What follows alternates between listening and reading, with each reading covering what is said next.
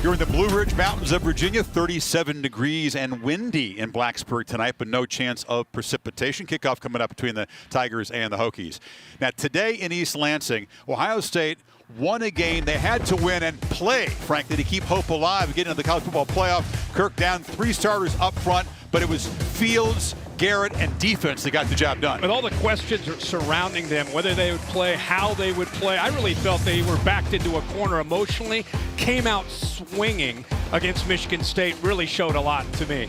Haskell Garrett with the pick there, and then Trey Sermon got loose. And watch the block here. Look at Justin Fields. That's how you win your teammates over, not just throwing touchdown passes, hustling downfield to help out his teammate. Winning by 40, the Michigan game, because of the Wolverine situation, still very much in doubt.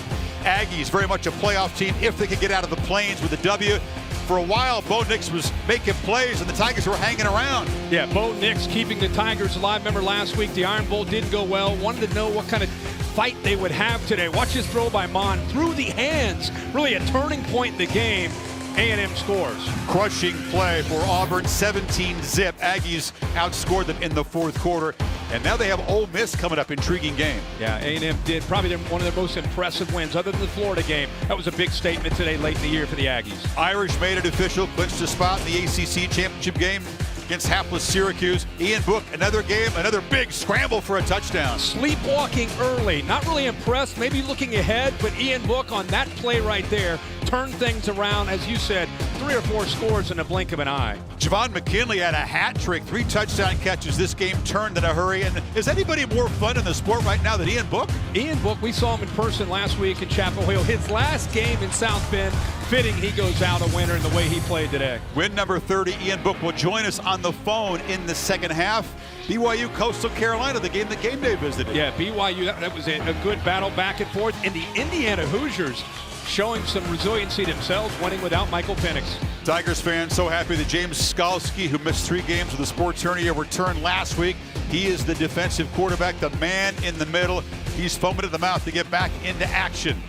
The Hokies will make that walk from their facility. Enter Sandman will be played for the 250 in attendance, not the usual 65,000 chaotic souls. And they'll have to bring their own energy tonight.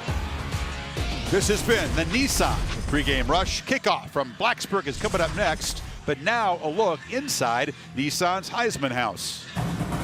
So, looking forward to this season? Yep. Been working on my anticipation. Got to stay one step ahead. Anticipation is key. So are you... Enjoying life in the house? Always. Yeah, my family's doing good. Thanks for asking. Who? I think it was Aristotle. Or maybe my high school coach. You should probably get that. It's your mom. Hello? Hi. Hey, Mrs. Tebow. Chicken and waffle sounds great. Nice talking to you too, Mrs. T. What? Yes. I... Yes. But Don't dude, even think about asking me that.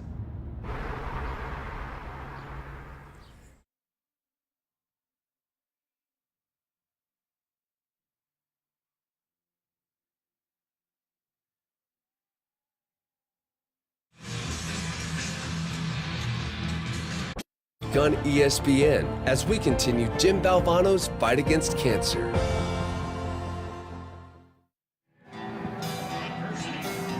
Take my hand, we're off to Never Never Land. The usually electric entrance to Enter Sandman by Metallica. Very, very different tonight. Metallica in attendance in the front row, but the chaos replaced by cardboard cutouts. The Hokies will have to bring all of their own energy and emotion tonight. There'll be no help from the crowd, and they must pull everything they've got together because they're taking on the defending ACC champs at a very tough time, and they know it. This is what we call the championship phase.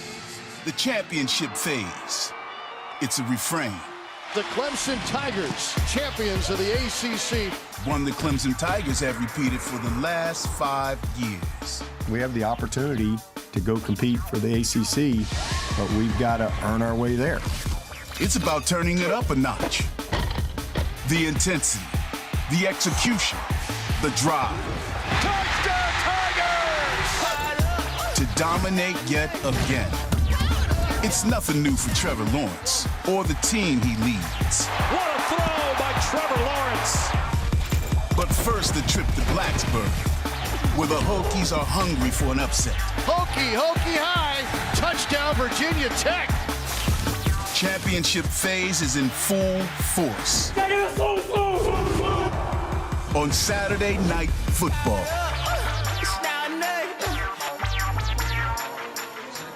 The champs against the challengers from Blacksburg. You're watching a presentation of the ACC on ESPN.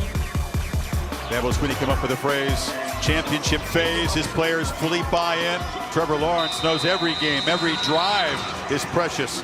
After going 4 weeks without playing, Skalski set to bring that aggressive defense, and the Tigers will kick it away. Herbert, the returner, watches the ball sail over his head. Here is Herndon Hooker. The dad, Allen, was a MEAC Hall of Famer, played quarterback at North Carolina A&T. He's shown flashes as a passer. He's been a very willing runner. That's been a necessary part of this offense. Big 6'4" quarterback.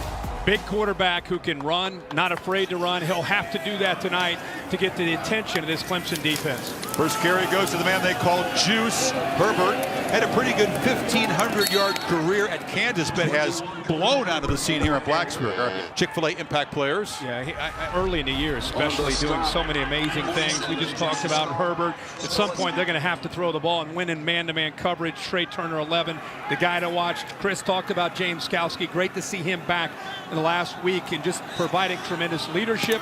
And Nolan Turner, Nolan Turner's been around. He's played in a lot of games. In a game like this, we talked to him this week on a Zoom, just talking about getting the defense in the secondary. Everybody on the same page, can't afford any mental mistakes. Yeah, the band is getting back together at the right time for Clemson. Hooker, play action. It's a screen to James Mitchell, the tight end. Makes a move. Fighting near first down yardage. He'll be stopped just short by big Tyler Davis, the defensive tackle. Really like that call because Brent Venables' defense, one thing they do is they fly around, especially early in the game, and by getting them to go with that jet look, that jet sweep action, go back against the aggressiveness of that defense is a good call and enough to get the first down. Yeah, they spot the nose just at the 35, so they do move the sticks. You're used to seeing tempo, Kirk, from Virginia Tech, but Justin Fuente said that may not be the plan tonight. No, not tonight. He talked about going for it on fourth down. The importance of possessing the ball, obviously, to keep the high-powered Clemson offense and Trevor Lawrence and Travis Etienne on the sideline. Herbert again running left. Spins and comes back. He's averaging more than 8 yards a carry. A guy that has been bothered by a hamstring, but now he's back healthy. Right now he's running into an 8 and even 9-man box. The safeties are coming downhill. It's one thing to sustain drives against Clemson is a really tough thing to do because they're so multiple. You got to at some point hit some plays on the perimeter, or a tight end can win in man-to-man. A back, out of the backfield, number 6 Blackshear, Herbert. They've got to make some explosives tonight. It's tough to go 80 yards in 10 plays against this Tiger defense. They use Blackshear, the backup tailback, in the slot a lot. He's in there now. Good receiver. Bobbled snap. Hooker trying to avoid disaster. Ball on the ground. He does recover it. Miles Murphy was right there. Really a perfect snap. I don't know what other than just maybe losing the grip, the ball is perfectly brought back to him. I think maybe he starts to peek. Maybe he starts to look downfield. He's very fortunate he got that football. See if it looks like the eyes started to peak maybe at a read where he's going to get the ball out of his hands quickly, and he's lucky he got it before Miles Murphy, the freshman, got to the football. On a cold night, you can take nothing for granted. He was grimacing after the play. I saw that. But boy, early, these first few plays kind of doing what they wanted to do now, third and forever.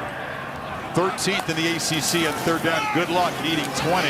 Quarterback keeper, and that's a nice-looking run. Gets back to the original line of scrimmage before Balin. Spector stopped him, and here comes the punt team. Yeah, I mean, that was really a good example of Virginia Tech and how the margin of error tonight is going to be very slight. They need to avoid miscues. Any offense does, but especially this offense that relies on the running game and staying ahead of the sticks and not making a mistake, whether it's a penalty or dropping a snap, to get them way behind the sticks. Pretty good breeze left to right to the Aussie 4-year starting punter. Oscar Bradford will boot it into that breeze, and Amari Rogers is standing at the Tigers 25. It's a high boot and a fair catch made at the 28. So Trevor Lawrence and the Tiger offense, first possession coming up in Blacksburg.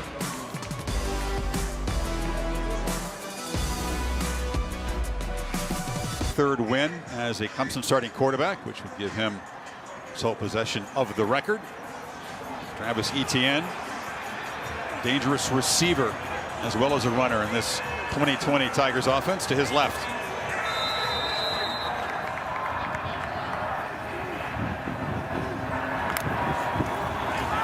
They come out throwing in the flat to Rogers, slips a tackle and a nice first down gain of about 6. Tony Elliott, the offensive coordinator from Clemson, visiting with us this week, said, you know, and it's every opponent they play. We study film, we look at everything, and then because who we are and our style of offense, we have our quarterback and tailback, a lot of times they come out in a different look. So we got to adjust on the fly to what we see. Rogers move around. He comes off a 10-catch game at Pittsburgh. There's a handout straight ahead to Etienne, near first down yardage.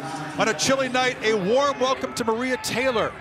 Get the band back together, Maria. Yes, I'm taking all of the warm welcomes that you can send my way. And we just saw Travis Etienne take his first brush of the ball game. And, you know, Tony Elliott said that he was dinged up in that Notre Dame game, but he's finally feeling closer to 100%. Now, he's talked to him a lot about his mindset to make sure he gets out of his head during this game. But he, too, like me, doesn't like the cold weather. But the best way to get around that is to get off to a hot start, guys. And eluding the rush, Braden Galloway in the clear. Lawrence got it to him after a nifty sidestep of traffic. Devin Taylor saves a touchdown, but it's down inside the Hokies 15. They brought pressure from out here, and the linebacker lines up with Etienne. Nobody's there to pick Galloway up the middle. See the pressure. The problem is if you don't get to Trevor Lawrence and nobody picks up that tight end, he's going to find him. Etienne straight ahead. Thinking about what Maria said, coming from Louisiana, he makes no secret of the fact that he hates cold weather. But they were telling him, hey, Travis, you got to show the NFL in case a cold weather team wants to draft you. You don't mind the cold. It's a good selling point. Yeah, and that I really like that Tony Elliott, who works with the backs, I know he's the offensive coordinator, he said, I'm challenging him to finish strong, not just in Blacksburg, but what's left on our schedule and potentially down the road. I like that they're being proactive with that. He certainly is fresh for the home stretch. Nowhere near the workload that he had last year. From the pocket, Lawrence has plenty of time. Zips it across the middle, and it's broken up nicely there. In coverage was Armani Chapman. Yep, Chapman got in front of Powell. Powell kind of gave up on the route. He'll be off to the right. Trevor Lawrence put a lot on this. Looking left to Galloway, but look how Powell just kind of gives up on the route. You could see he kind of said, that's on me, that's my bad. But give Chapman, 27, a lot of credit for his positioning there to force Powell to just kind of shut it down. Powell's been on a tear. 3 consecutive 100-yard receiving games. Nobody's ever had 4 in a row at Clemson. Etienne, motioning out, and he is tracked down very quickly. That's a nice tackle in the open field there by Chamari Connor. Boy, Connor does a really good job of taking the responsibility. Justin Hamilton said, how are we going to tackle in space against a fleet-footed back like Etienne? Look at him get around the potential block and end up making that tackle. The fact that Amari Rogers didn't even try to block him tells me that they thought Etienne could win that one-on-one matchup, but that time Connor does it. So the big play by Galloway puts him inside the 15, but then the Hokies defense rises up. This is a huge win for them to force the field goal attempt from B.T. Potter. And Potter, very reliable for short range, knocks it through. 61-yard drive with the lead 3-0 for Clemson.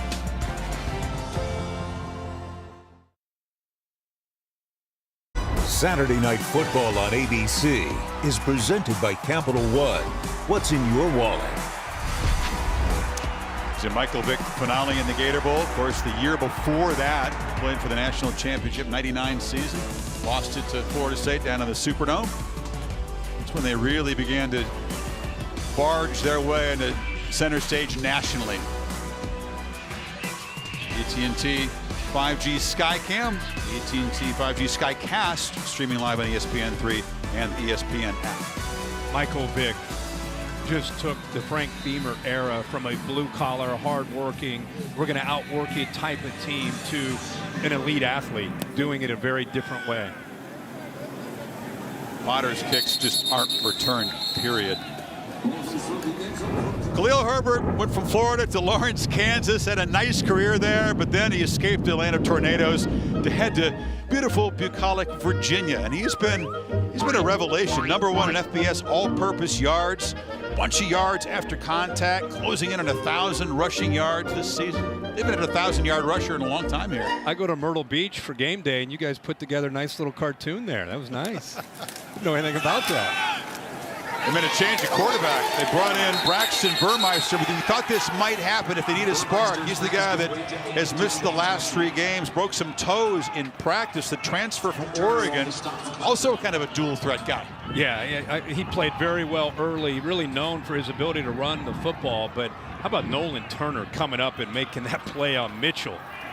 No hesitation at all from 24. Pulled the trigger, made a good play for a loss. Remember I talked about you got to stay ahead of the chains? You don't want to get to that second long that eventually leads to third and long. Offense just not built this year to be able to handle that. Behind the 6 again for 2nd and 13. They use almost all the play clock. Tigers bring pressure, long throw near side, and the catch is made. Shenga Hodge brought down by Kendrick. Hear the reaction from the Virginia Tech sideline because they love the effort by Hodge to try to break through that potential tackle by Kendrick. And even though he only picked up a few yards, it was just the attitude that it represented. Now they got a shot here on 3rd down. Thought it was part of the plan to bring in Burmeister. It's unclear if perhaps Hooker, who was grimacing at fumbled snap in the first series. He was. I don't know if anything's wrong with him. We'll keep an eye on it. But in the meantime, Burmeister comes in pretty cold here. Remember, his wheels are a threat. If things are covered, he can pull down and run. Clemson will probably have to spy him. On 3rd and 5, they bring heavy pressure. He escapes and fights and makes a 1st down. Had to really earn it before Spector, but you see the quickness from him. Yeah, that's what I was talking about on 3rd down, and I really love the effort right here by Herbert. Brent Venables dials up a blitz. Good job of picking up Malcolm Green, and then there it is. You got to have a spy, and I know that Brent Venables is multiple on 3rd down, likes to bring a lot of pressure, but with these athletic quarterbacks from Virginia Tech, that's the biggest. That's probably potentially their most successful play on 3rd down is a quarterback pulling it down and picking up yards. You factor out the sack yardage, which I don't think should be counted as a quarterback rush yards. You have more than 1,000 yards combined from the 3 quarterbacks here. Very few teams can say that. So on 1st down, pitch to Herbert. Again, they're trying the left side. There's just nothing there. Flying up and filling is Spector. Boy, nice to see Spector this year emerging as one of the leaders of this defense. You know, Chad Smith moved on, number 43, played a long time for Clemson. Spector, former high school quarterback and DB, tremendous athlete. As we've seen Skowski go down and miss 3 games. Jake Venables stepped up for Skowski, but it was really Spector who provided that leadership in that front 7. You can see that athletic ability there as he closed on that run. Top tackler in the defense and a guy who has been giving quarterbacks headaches all season long. 2nd and 9, 3 receivers bunch to the right. Pressure comes again. They get it quickly to the edge. The Blackshear and the transfer from Rutgers is a versatile player. Good catch, another 1st down near midfield. Like to get the ball out there. They told us all week his ability as a tailback that he can catch the ball. There's a reverse look at it, get the ball out in space, and then outrun Jake Venables. Venables was kind of the player in conflict. He was in the box and he was also out of the box. And that time Burmeister decided to get the ball out quickly and make Venables have to chase him down, and heck of a job of getting the ball out there quickly. So Burmeister, a spark for this offense, even though he's missed the last 3 games with those broken toes from the practice field. 2 tight ends motion over on this 1st down play. Burmeister steps up and delivers wide open downfield. Catch made by Tavian Robinson. Makes a move, still running down inside the 5. A bust for the Tigers. He was wide open. Well, a lot of pre-snap movement, a lot of eye candy, and then a bust in coverage. watch the Clemson defense. Nobody in the left flat. A lot of eyes on the quarterback. A lot of anticipation, a potential run, but I think they got confused with a lot of movement with the tight ends, and they just busted coverage there. And give Burmeister credit. He had time to throw, and he located it, made a nice throw, nice accurate throw. And Robinson on a cold night, a nice fingertip catch. So the Hokies, a chance to take the early lead, and the opportunities like this are essential. You get a 1st and goal at the 4. You've got to find the end zone if you want to pull the upset of Clemson. Herbert picks his way and waltzes in, scores standing up. What a drive from this Hokie offense as Burmeister comes in and sparks them. Really an incredible job on this drive. Good mix. And look how they open this up on the left side. Blocked there by Mitchell.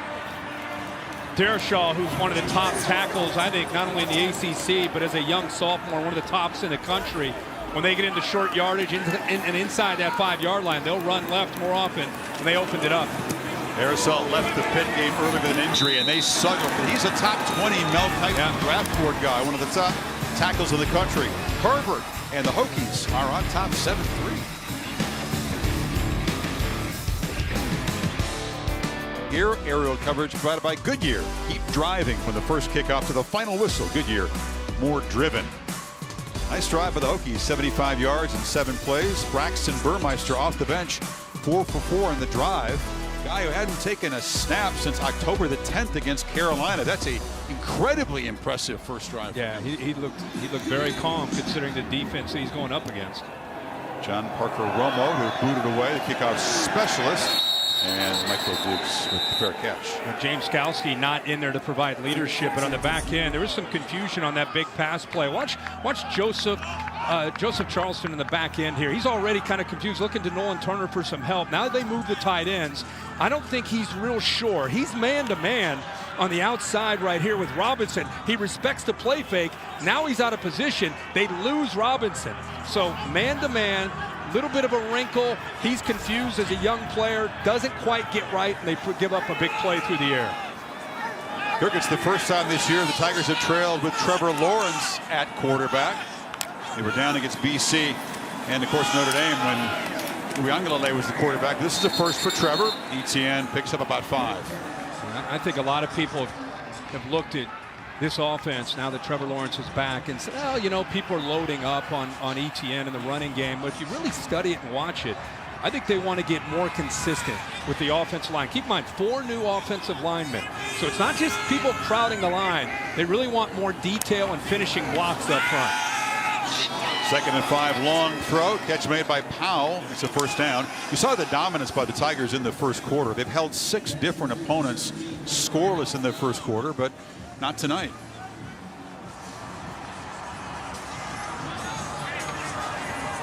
The 31-point first quarter in their last game against Pittsburgh. School record. Yeah, they definitely. I thought, boy, these guys may score 100 today the way that game started.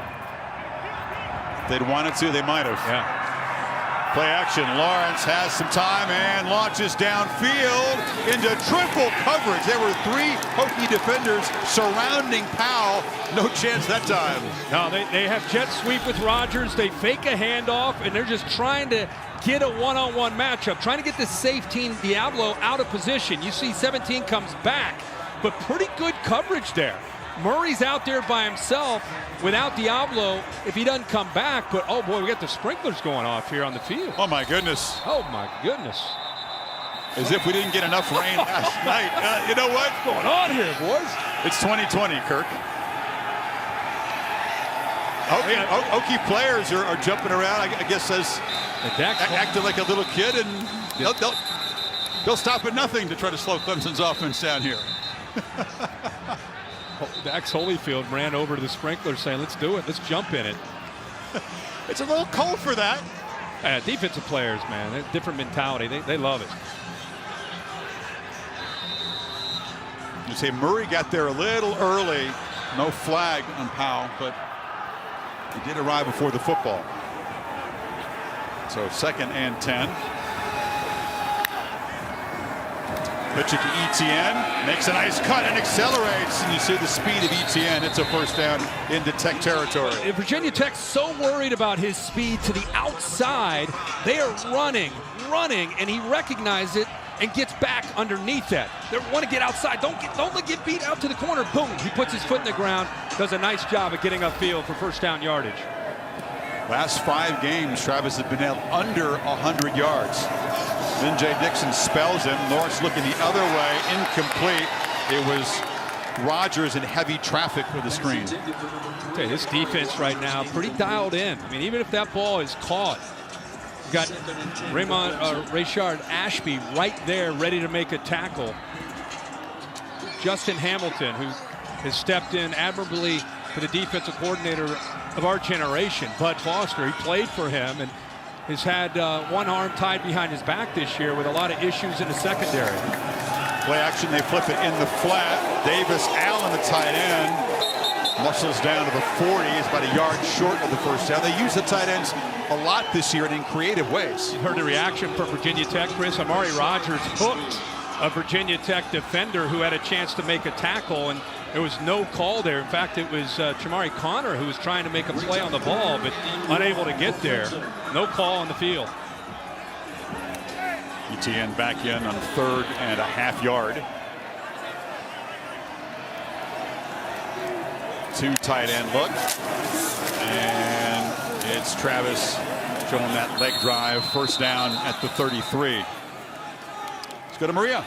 Yeah, I'm just checking in with the grounds crew, and I talked to Tyler, and he said basically it was already on a night cycle, and that might have been why the sprinklers came back on, but they're working on it as we speak and making sure it doesn't happen again. We're going to get to the bottom of this. We do. We don't want this to happen again. Somebody forgot to reset the timer. That does happen. Trevor on the move, and a throw on target. Rogers with a little crease there inside the 20.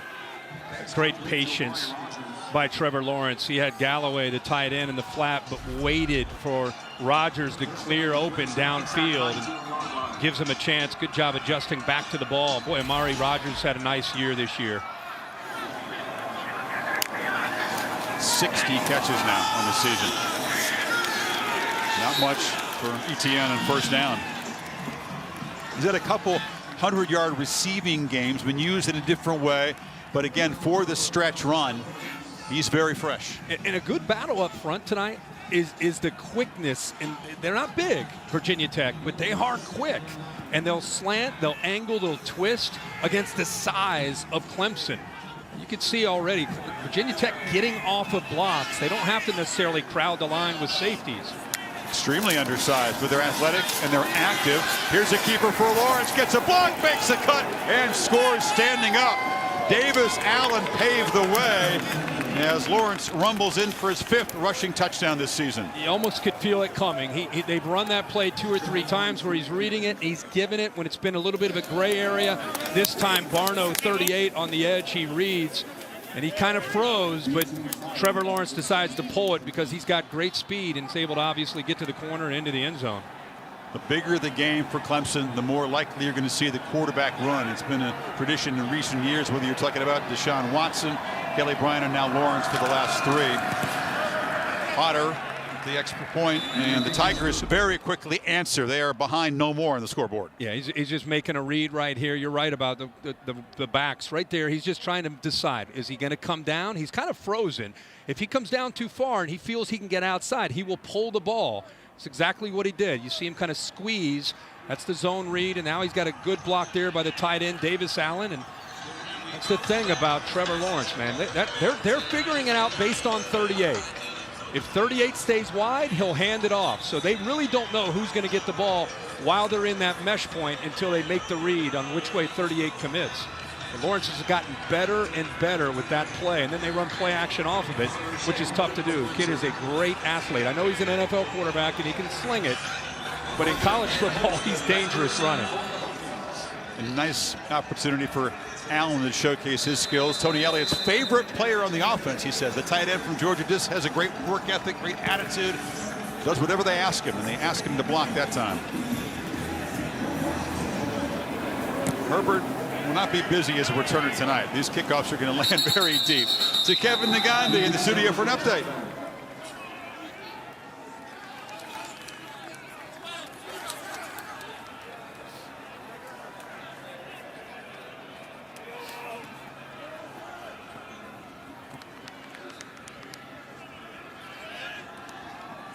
Looks like a feisty game there. It is. I'm still looking on the field for James Skalski. He was not on the field in that second series. He's not on the field to start this series. We've talked all year about the importance of having 47 to this front seven, and Jake Venables is in for him, and now you see the third linebacker, Kane Patterson, running in for him. Herbert with the gain there, and that's the end of a fast-paced first quarter. Hokies had the lead briefly, 10-7 for the Tigers. Back after this message and a word from your local ABC station. The super big Samsung QLED TV is made for football.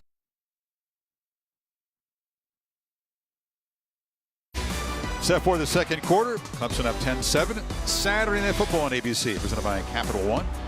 Hokies to work here. Second and 6, but the concern is for the linebacking core of the Tigers. That was Jake Venables who went to the locker room.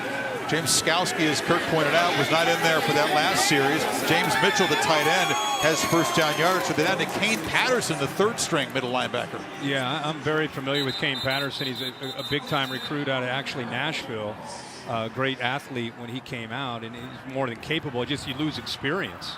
James Skalski that's what's made him so great, is how he makes others around him good. And we got another Clemson player. It's Tyler Davis on the near sidelines, the guy who's finally gotten healthy. He missed 5 games and has been reunited with the freshman Brian Bresee. They're an imposing middle. That defensive line looks like he's moving okay, but that left arm is being held to his side. So Clemson, some concern with star defenders nicked up. We'll take a break.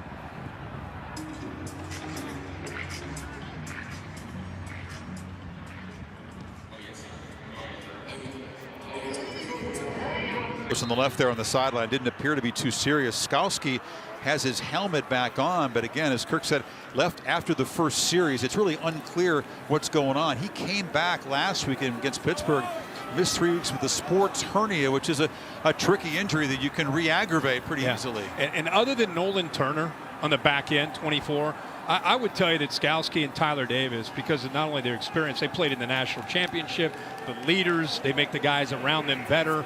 That's what they missed when they went to South Bend, was 13 and 47 in the middle of that defense. Now they're without 3 key guys on defense at the moment as Tech goes back to work. Running left is Herbert. Gets the edge, lowers the shoulder, and that's a first down gain. He ran over Turner over there. That's really good vision here, and it gives you an idea of what Herbert can do with his power. He goes right through Pinckney. The vision of this ball is put, again, much like Etienne, puts his foot down, able to break through tackles. You have Malcolm Green. Once he builds up momentum, he's got low center of gravity. He's a tough guy to bring down. Tyler Davis back in the football game. That's good to see. Defensive tackle position. Great to see. And I love your point. We're talking about Bresee and Davis together. Boy, what a future. One's a true sophomore, and Davis is a true freshman, Bresee. 2 300-pounders in the middle. Burmeister, a long throw, and the catch made out there in the perimeter by Changa Hodge, his second catch. This guy Burmeister right now, how long has it been since he's played? Played since October 10th. He's mid-season form here. That was a run-pass option. Recognized he had soft coverage. Decides instead of running the ball, they're going to get it outside and get the ball out to the receivers. Just get positive yards. That's a good decision. 6 for 6. Stretching out the legs there. Comes over to the sideline for a quick conference. They're breaking the huddle very late in the play clock, trying to avoid adjustments by Venables. Adjustments and work a little clock. It's a run all the way, and he's near first down yardage inside the 45. Miles Murphy on the stop. Yeah, quarterback run game is a big part of this offense. Whether it's Hooker or Burmeister, it gives you an extra blocker for this defense to account for. This is where they obviously want to be, in this second, medium, third, and short. And they are continuing to just take their time. Brent Venables is known all over the country, and especially in the ACC, makes adjustments late based on your formations, your personnel groupings, gets late calls in based on what he sees. And every team that plays him tries to come up with a wrinkle on how to navigate that and deal with it. On third down, Herbert sidesteps the tackler, and makes first down yardage. He didn't have much time to look, does he? Because they're giving him almost nothing pre-snap, the Hokies. No, you're right. And I love this jump cut. You talked about, it looks like it's going to go in the middle. Boom, foot in the ground, bounces it to the outside. Just instincts as a ball carrier. I don't think Herbert gets the recognition nationally he deserves because Virginia Tech hasn't had a strong year as far as wins and losses. But I know that people that follow college football in the ACC know what 21's capable of doing.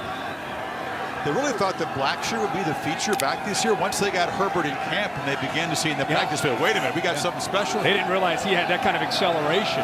They knew he was a power back.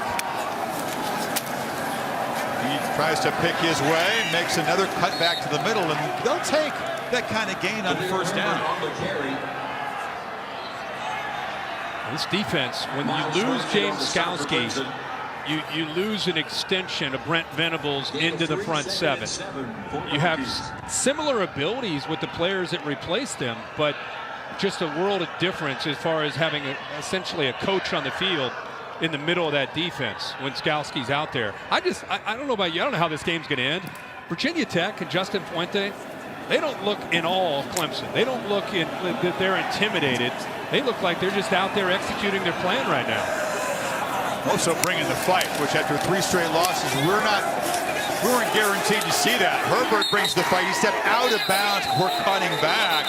But the gain is to the Tigers 25, and the Hokies are threatening again. Love to see the blocks by Mitchell, the tight end, and Trey Turner. Watch 82 right here sustain his block and kind of set the edge to get the ball to the outside. 83 also, Robinson does his job and gives Herbert a nice alley out there on the perimeter.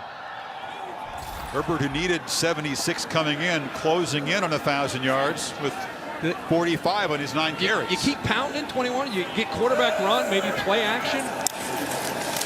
Keep going with it.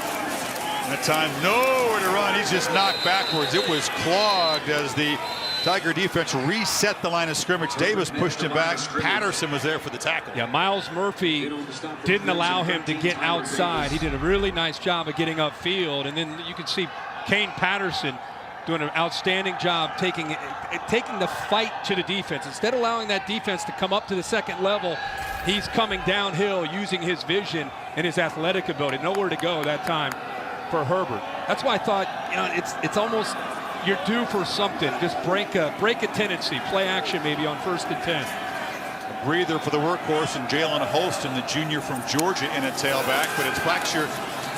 Burmeister looking to throw, and instead has to just scramble forward, and now a flag thrown at the point of the tackle. Spector was there who hit him. You could hear the pads popping up here on a cold night in an empty house. Well, when you see a flag thrown at a tackle, you always wonder, did he lower the crown of his helmet when he made contact? After the play, personal foul. Okay. Offense, number 76, 15-yard penalty. 3rd down. Brock Hoffman is the center, kind of rumbling over there. That is a crucial penalty, a crushing one for the Hokies. Just completely unnecessary. Yeah. Jumping on the pile, jumped on Patterson's back. Wow. Moves the ball back to the 39 and sets up a 3rd and 24. Yeah, you're going to remember that. Remember that play. I know you want to protect your quarterback if you're an O-lineman. Maybe he didn't like the hit, deliver, but that was lose your mind moment. Well, you go from 3rd and 7 to now 3rd and 24. Now they just hand the ball off to Holston, and he'll be dropped behind the line of scrimmage. So after threatening, Hokies go backwards. That penalty was crippling. Trenton Simpson, the true freshman playing in this defense, made the stop that time. We talked on the first drive when they missed a snap. If you're going to try to play with Clemson and you're going to try to pull off an upset, you can't have silly mistakes. You can't beat yourself. You can't self-destruct. They had a great drive going there. It was an 11-play drive. I mean, they're eating clock. They're doing exactly what they wanted to do. And then to have a mental error like that from Hoffman, who's the leader of that offensive line, just a miscue, mental error. Not only do you not score a touchdown, you move yourself out of field goal range with that penalty. And so Bradburn unable to knock it dead. The coverage team couldn't collect the ball, and it's a touchback. So up by a field goal. The Trevor and Travis show back to work after this quick break. Saturday Night Football, presented by Capital One on ABC, is brought to you by Pacific Life. More than 150 years strong. Trust in your tomorrow. Won by 4 touchdowns as the lower-ranked team. First ACC championship for Dabo Swinney back in 2011, before they took total control of the ACC. College Football Playoff Top 25 show presented by AT&T 5G. And the release of the rankings. No change from week 1 to 2 among the top 7. We'll see if the Hokies can really shake things up tonight. Notre Dame taking care of business. Ohio State, A&M, Florida. 16 plays. That's all the Tigers have run. They've only had the ball about 6 minutes tonight. Lawrence on first down, running out of time and almost intercepted. Armani Chapman came in, had it in his hands, and could not hold it. A chance for a huge momentum play. Well, he's human, right? He locks in on the receivers that are working towards the middle of the field. Watch the eyes of Trevor Lawrence. He's looking downfield. Here's the tight end who he eventually throws to, and he just doesn't realize that the corner came off a man coverage, and he throws it out there. The corner was in man, came out of man, and just kind of sat there right where the tight end was going. He didn't recognize it. Etienne makes a cut, and the sophomore from Virginia Beach just couldn't hold on. They need to make plays like this tonight. Yeah, every little play. I mean, that's gift wrapped right to you. Trevor Lawrence very rarely, if ever, makes a mental error like that. But again, he's a human being. He's entitled to once in a while make a misread. A split second longer if he controls the ball. That's an interception. Couldn't quite maintain control of the ground. 3rd and 6. Lawrence eludes a rush, running, and now firing incomplete. Maybe had a chance to get there with his legs. Tried to find Galloway. Taylor in coverage, and it's 4th down. And Justin Hamilton brought pressure, forced Trevor Lawrence to step up. I thought he might run for it, but instead, last second, tries to squeeze it into Galloway. And the Hokies get Lawrence and this offense off the field with a 3 and out. Nice job by Devin Taylor, the safety, just kind of boxing Galloway out, putting it, knocked him out of bounds.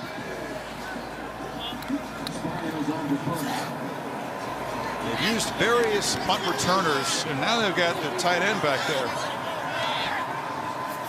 James Mitchell to receive the punt, which will bounce in front of him on one hop.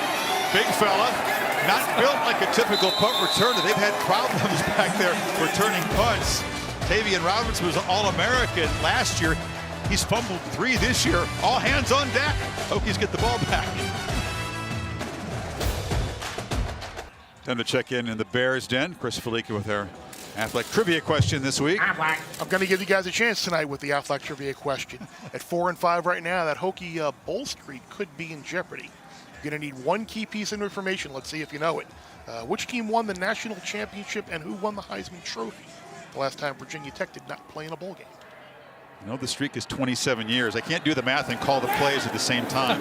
This catch made by Blackshear out of the backfield, and he scoots for a gain down near the Clemson 40. Again, that's recognition by Burmeister to get the ball out where you've got a chance with Blackshear against Nolan Turner with some space to work with. He had the option to hand that off if he liked what he saw in the box area against that front, or just get it out quick. And we've seen him do that a few times now, where he sees a matchup out there where he thinks his receivers can win. I'm trying to do the math in between plays. I try to go there a little bit. Is it Charlie Ward in Florida State? That would be the answer. I know it's a 27-year bowl streak. It's a good one. Chris, math can't be involved in these things when we're in the middle of trying to do this job. And it's a 1st down carry. They got something going with Herbert. This is good success. This offensive line is unheralded, but it's a solid bunch. Yeah, watch Hoffman. We talked about him with the penalty. 76 does a good job of climbing up and being able to get a block here to kind of open it up. This is an offensive line that Justin Fuentes said it's the best he's had. Even 54 Smith does a nice job sustaining his block. They're going against some really good defensive linemen. Davis is out there. They're getting up to the backers. Not easy to do against Clemson. Run between the tackles. offensive line that's gotten up to some slow starts in the losses to Miami and Pitt. It took a while to get the ground game going in those two games. On the edge, and the catch made, slipping immediately there after he cut the ball was Robinson. Look at how Khalil Herbert has done his work tonight. Yeah, he's done a lot of it between the tackles, but we've also seen him use his vision when he's been able to bounce outside, use that stiff arm, low center of gravity, hard to bring down. He's a compact runner, but he'll surprise you with how sudden he can be if he gets a step on you. And he looks healthy. It's the best he's looked in weeks. 31 yards tonight already after contact. Injured his hamstring on the opening kickoff against Liberty, and that was a part of that shocking loss here. End around, Blackshear, nowhere to go, and he'll lose yardage. Back-to-back tackles for loss with the Tigers defense. Great play, but Xavier Thomas right here, he gets upfield, doesn't allow the speed of Blackshear. See how he fights through some tackles, sets that edge.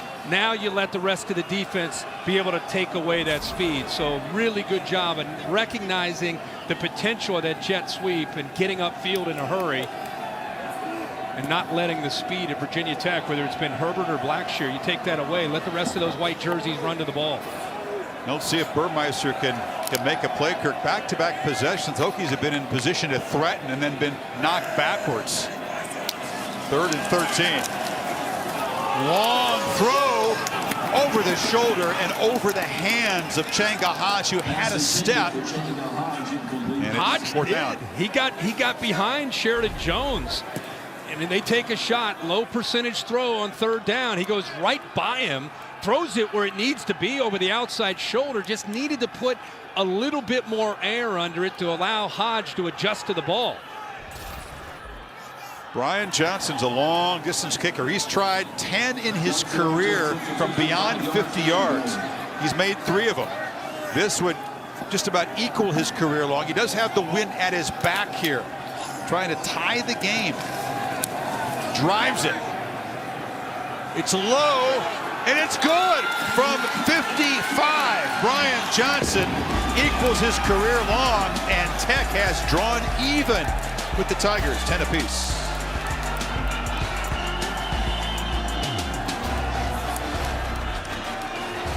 No matter the angle, it's a surprising first half here. Goodyear providing their aerial coverage. No matter what the season throws your way, keep moving forward. Goodyear, more driven. Officially a 54-yard field goal by Brian Johnson. Ties the score at 10 inside of 4 minutes to play before halftime. Clemson's barely had the football. Just 19 plays so far. Hokies were 4-2. Liberty was a close game. They had blocked a field goal, but Fuente had called a timeout just before, so on the mulligan, the field goal is good. Liberty shocks the world, and the Hokies never recovered. They had the lead against Miami, but then the Hurricanes' late touchdown pass. Well, I think the combination of these two games took the wind out of their sails. This is a game that Miami in recent years would lose, but instead it's Virginia Tech, and then they go to Pitt, and they just did not have the same kind of spirit that they're playing with tonight. So they lost by 33 to the same Pittsburgh team that Clemson beat by 35 a week ago. So the comparison score, that's a 68-point swing. We did not expect 10-10 near halftime. No, but this is what makes college football, even in the middle of a global pandemic, so great. It's just unpredictable. And you get a team that's playing inspired football, and you get them to all believe, and so far they believe in a 10-10 game. Clemson talks a lot about the last 4 minutes of the first half, first 4 of the second half. They're very efficient and very effective at this time during the game. I tell you what's been amazing is the time of possession. You mentioned it last time Trevor Lawrence was out there. I mean, they've only been out there close to 8 minutes and haven't had the ball nearly as often. And we keep recognizing that Justin Fuente's waiting until about 5 seconds to snap the ball, and it has everything to do with keeping 16 on the sideline. And it's worked so far. Lawrence with a keeper, scored a touchdown earlier, another effective run. He's just short of the marker near the 50. Ashby on the stop. And again, I'm always so impressed that Trevor Lawrence is a willing runner. He has no problem doing what he just did. And a lot of times people, all they think about is the NFL, and they'll raise an eyebrow like, wow, why is he running? And if you told him not to run, he would not accept that. The dude wants to run the ball. And if you're Virginia Tech, I'd rather have 16 running it than 9. So they're trying to make Clemson work their way down the field. Move the ball to the initial spot. I'm right on the 50, Kirk. He didn't quite make it, but it's a first down anyway. Now they feed Etienne off the left side, about a 3-yard gain. Yeah, the less time this Hokie defense, which is shorthanded, spends on the field, the better their chances. And so far, the game management plan of Fuente has worked out very well, as you said. They continue to bottle up Travis Etienne, and it has a lot to do with the backers. That time it was Tisdale. The offensive line not able to get up to that second level. The linebackers have been freed up. J. Dixon in the game, but he's slinging it far side to Rogers, who gets a block, and it's a first down inside the 40. Maury Rogers really just built like a tailback. 5'10", 210 pounds, worked so hard through the pandemic. Well, I remember watching a lot of videos of him on Instagram, and I don't know if a day went by where he wasn't maximizing every opportunity to try to get better in some way. It's paid off for him. Prepares like a pro. It's Dixon breaking tackles and banging around, spun down finally inside the Hokies 20 by Taylor. It's nice to see him get a chance. You know, he's been relatively quiet in 2020. Coming into tonight, I know Etienne's done most of the work, but only about 133 yards on the season coming in. So coming in at the right time to spell Travis Etienne and getting some good solid yards. The only 3.6 per carry. It has been a quiet year for the backup tailback. He's got it again. He's got a crease again. Makes a cut, spins, fights, and scores. Back-to-back big plays by Lynn J. Dixon, and the Tigers are back on top. How about that? If you're a Clemson fan, you're like, I told you he could run. I told you he could run. I mean, Dixon, early in his career, really surprised people with his speed in the open field. You'd be so enamored by Travis Etienne. All of a sudden, Lynn J. Dixon would come in and say, where is this guy from? And he's been quiet, and now the last 2 carries, offensive line doing a better job of getting to those backers and gave him a nice crease there to make some moves. Yeah, back-to-back 19-yard runs. The guy who's had a quiet season. It's been the most successful sequence on the ground so far for Clemson. Yeah, these backers have been making a lot of tackles, but this time they come down and they get picked up. Now you got Lynn J. Dixon had a chance to make a move on a safety. He's running at full speed when Devin Taylor's trying to make a tackle. That's a tough thing to do. Watch this little move right there. That's a tough play and a tough thing to do for a safety in open space. So the Clemson offense has twice reacted very quickly. Once when falling behind, and right there after the Hokies had tied the game at 10. So Tech a minute 6 to work with if they feel like getting aggressive here in all 3 timeouts. I'm going to have Chris Felica back with our AFLAF trivia question and answer. I did the math that worked. I think we're talking about 1992, which would mean Gino Toretto won the Heisman. Don't test me in the Heisman, Felica. And that was the year that Dabo Swinney and Alabama beat Miami in the Superdome, an unforgettable night in New Orleans. I'm going to say the answer is Toretto and Alabama. It didn't have to be the same team and the same Heisman winner, I don't think. Well, I thought you guys would have a chance at getting tonight's AFLAF trivia question correct, and indeed you did. 93, of course, was the year it started, what you mentioned earlier, and then 1992, yes. How come we get scorned when we get it wrong, and then we get condescension when we get the answer right? I noticed that. I mean, it was condescension. I thought I'd give you a chance. Well, you're complaining when I give you a difficult question. Herbert, a nice-looking kickoff for 2. We have to officially slide the desk back in and pay this off, Chris. Of course, the AFLAF trivia question tonight, the last time Virginia Tech missed a bowl game, who was the national champion and who won the Heisman Trophy? And as we said, 1992, Alabama Crimson tied for your national champion and Miami Hurricane quarterback Gino Toretto won the Heisman Trophy. And that was a painful one for you to include as a graduate of the U, but I was there. Dabo's connection, I was there too. How about that Alabama defense that year? George Teague caught up to Lamar Thomas, took the ball. That pass rush was nasty, though. Herbert, Eric Curry.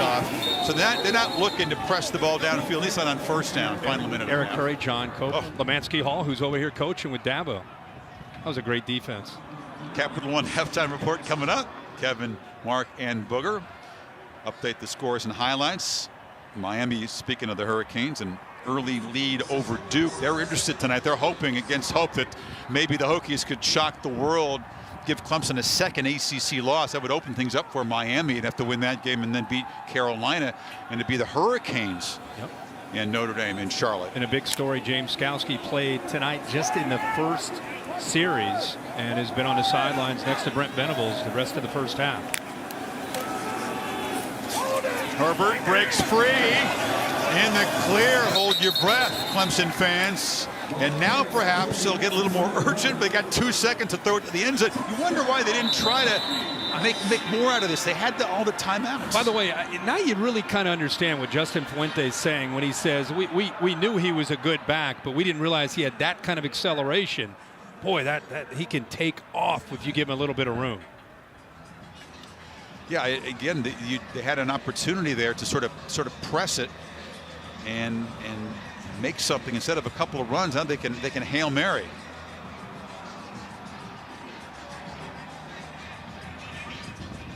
Halftime, Kevin will give you the update and how that game finished between, what were they calling it, the Mormons against the Mullets at game day? That was a pretty funny sign. Yeah, Chanticleers against the Cougars. What a we thought that might be a good game. The willingness of the two schools and ADs to put that game together last minute. We've seen that happen a lot in the Pac-12 and may see it happening more and more, even though there's only 2 weeks to go. Highlights coming up in 2 seconds. 3 receivers to the right. And now 4 for Burmeister as he tries to heave it to the end zone. Does have the wind at his back. Will he be able to set his feet? Yes, barely. Launches into traffic, and it is caught! Off the carom, but is he in? Off the carom, the catch was made, but not getting into the end zone, and that's where the first half will end. Blackshear as it bounced off a Tiger defender, but he could not get it across the plane. Kendrick, instead of knocking it down, he tries to go for the interception, and the ball comes out of his hands because of Hodge behind him. Hodge looks like the ball just came out, and there's Blackshear waiting on it. He tries to extend, but clearly great angle right there. It's short by about half a yard. I think if you'd realize how close, maybe you reach the ball, you take a chance right there. He kept it clutched to his body and just able to muscle him out as Kendrick kind of making up for the mistake. The Hokies that close to tying it at halftime. That's a great example for defensive backs all over the country. Why? I know you want the stat. I know you want the interception. Just bat the ball down. Do not keep that ball live the way he did right there. And Blackshear came so close to making him pay for it. Both teams had to wait on the field. It's the Tigers who are happy. The Hokies, a missed opportunity. They play a strong first half, find themselves down by a touchdown. After further review, the ruling on the field is confirmed. Runner was stopped short of the goal line. Thank you, Jeff. So it is 17-10 Clemson at the break. And Kevin Negandhi, Mark Sanchez, from the Capital One halftime report coming up. Oh, frantic finish of the first half. The Hokies hanging in there, but it's the Tigers on top by a touchdown. Kevin?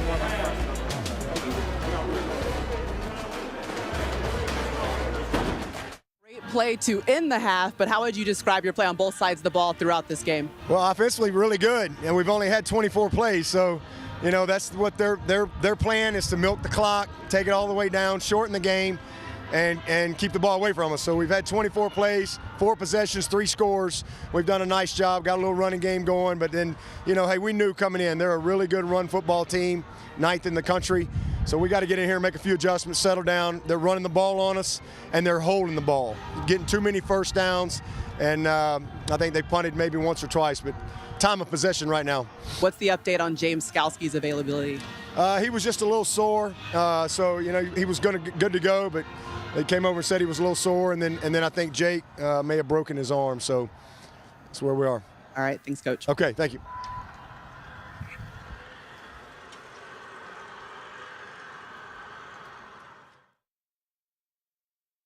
Do this, don't give up thing all by myself. This whole fight, this journey thing is not a solo venture. This is something that requires support.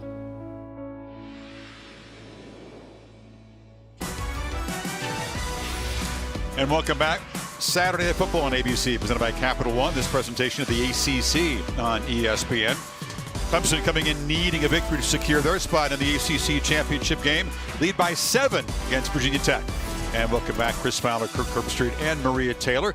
Hokies game plan, control the clock, almost a 2-1 edge, and a chance there to perhaps come up about a foot short before halftime on the Carum. But I think a team that has lost 3 in a row coming into this game, if you would have told Justin Fuente that, hey, you got a shot to be within a possession going into this second half, he would say he would take it. He's got to be proud of the way his team has fought, really on both sides of the ball against a very, very talented Clemson football team. By the way, James Skalski, the defensive quarterback, the middle linebacker, comes out of halftime in civilian clothes. He played just the opening series. No clarification, but he did have that sports hernia injury that's cost him 3 games, came back last week, and is now on the sidelines for the second half. A concern, even with the week off before the rematch against Notre Dame.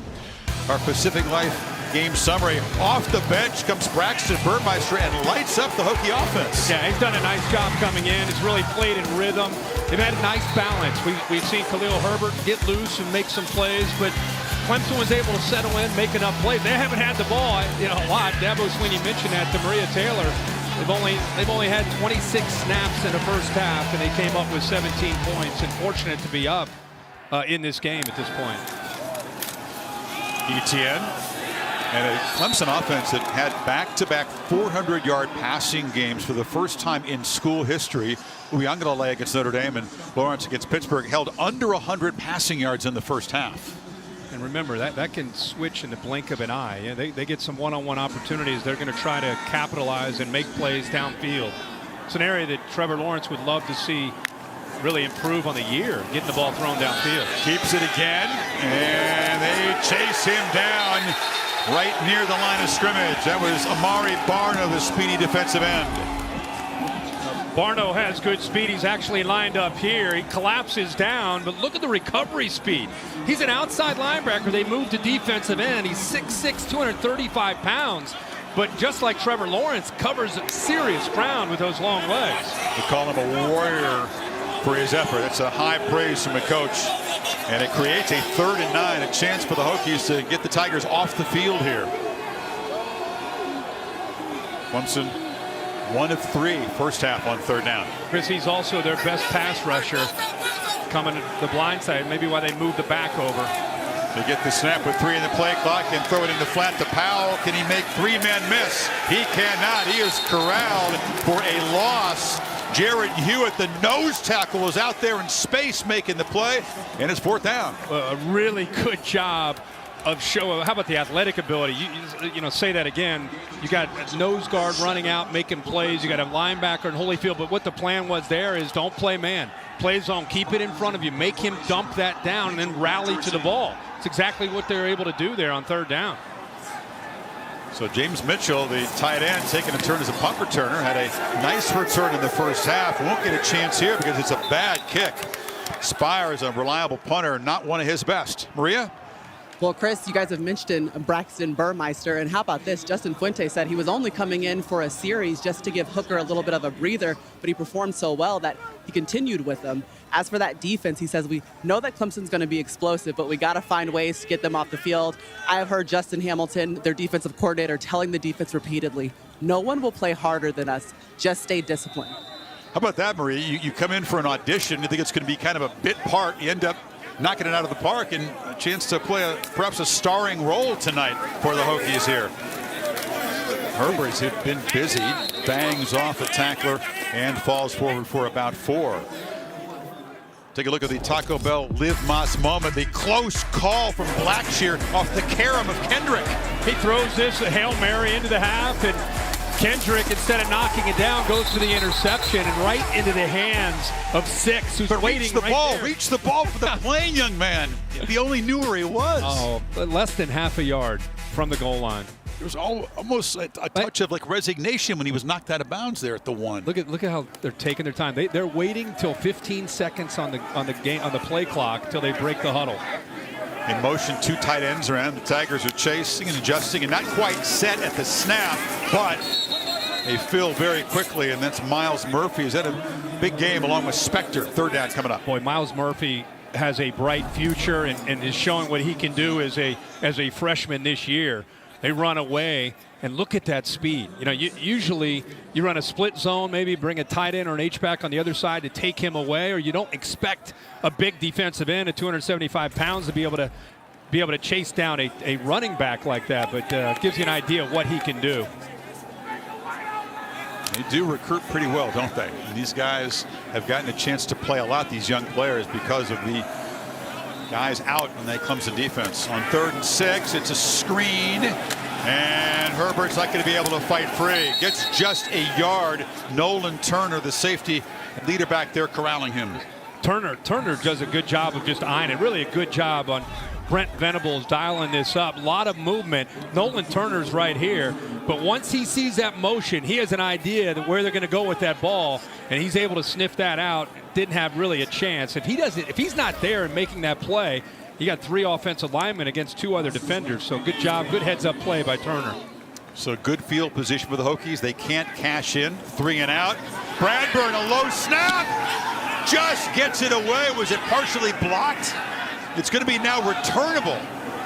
And Clemson came after him. The low snap messed up the timing. Elijah Turner eventually got the football, and Clemson will begin in plus territory. The Aussie had to improvise there. Nearly a disaster as it is. Clemson trying to build in a 7-point lead on the Hokies 48 when you come back. And Ian Book will join us from South Bend.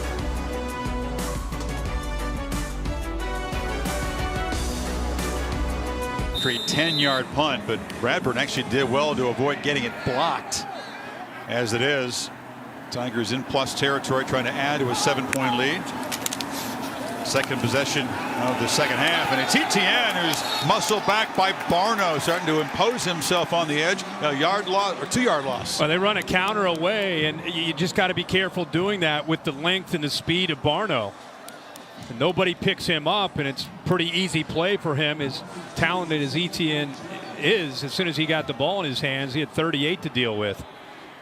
Manuel Belmar out tonight, so it's Barno and Justice Reed, who are both very good, going the distance at defensive end. There's a throw and a catch on the perimeter. Powell has gotten loose. Hasn't made a huge impact yet tonight, but there's still time. I've been impressed by Virginia Tech's corners. They've been holding up on islands, playing man-to-man, and Powell and Rogers and company not able to get behind them. We've not seen any big plays with the ability to make Virginia Tech pay. You see those safeties cheating up. There you go. And they launched the ball into traffic there. Unable to come down with it was Brandon Spector, the 2 Spector brothers on the team. What a play by Murray, the junior. Didn't really know where the football was.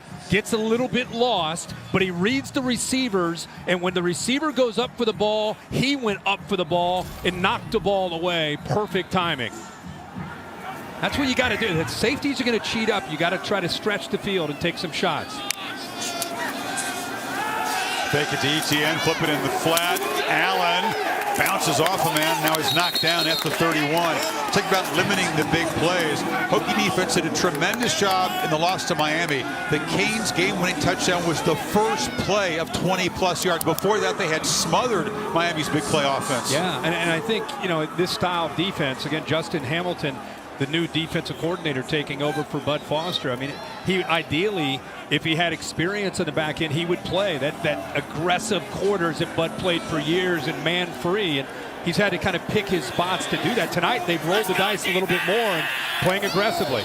On 3rd and 6, they bring some pressure. Ball out, catch made, first down. Long throw, Inspector got it, and they're now inside the 25. And that's where the accuracy comes into play for Trevor Lawrence. It's 3rd down, left hash, out cut, and you have a soft corner who's off at about 8 to 10 yards, and you're basically saying, okay, if you're that guy, can you make that throw? And Trevor Lawrence does make that throw to Spector for the first down. They run some tempo here. Etienne, they fake it to him. Lawrence fake me out momentarily, keeps it, and gets down for about a 5-yard gain. Again, he's doing a good job on that zone read. And not only did he read it right because the defensive end collapsed, he pulls it, and Alan Tisdale, they almost wanted him to pull it because they had 34 Tisdale right there to account for him, but he made Tisdale miss for more positive yards. Four-time Lawrence has run it tonight. Total of 29 yards and that touchdown. And this time it's Travis ahead. It's right near the marker at the 11-yard line. The great things about just the threat of a quarterback pulling it is the defense has to be aware, and it can give you a little bit of leverage. It gives you better blocking angles to get ETN freed up a little bit more in the middle.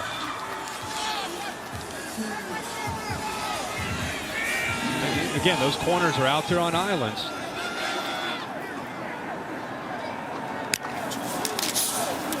ETN powers ahead. You almost wondered if they take a shot on that 3rd and short, figuring they might go for it. That's right. Yeah, that's what you think. And again, just to remind people, you're looking at Amari Rodgers, who's a proven veteran, came back from an ACL from last year. He came back, but he's just back a little early. Cornell Powell's been a guy that's been on the back burner for a few years and has emerged. But you're without Nagata, Ladson, and Justin Ross. Maybe your 3 best receivers. ETN again takes the handoff and scoots down to the 4-yard line. Kind of sending a message on this drive, right? A little old school, trying to control the line of scrimmage and taking their time here. I mean, they started this drive right around midfield. Yeah, took over at the 48 after that 10-yard punt on the short hop snap, taking more than 3.5 minutes to move it into scoring position. And they whistle. It was a clap by Lawrence before the snap. Prior to snap. Receiver. False start. Offense, number 17. 5-yard penalty. 2nd down. It was Powell, not the desired result of that hard clap, which can draw defenses off frequently. He just flinched up top just a little bit. Corner's like, hey, right there, help me. Can't do much up there. Receiver in frozen position, so that moves it back now. 2nd and goal, back from the 9. ETN into heavy traffic.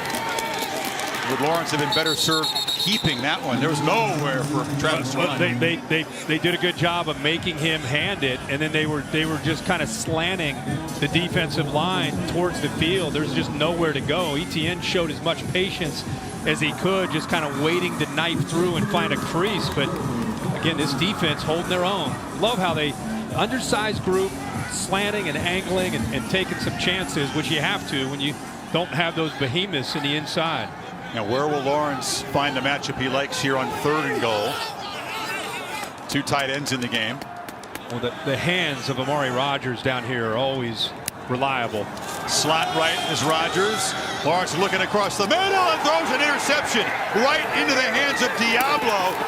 And he just puts a knee down as the Hokies get an enormous defensive stand to stay within 7.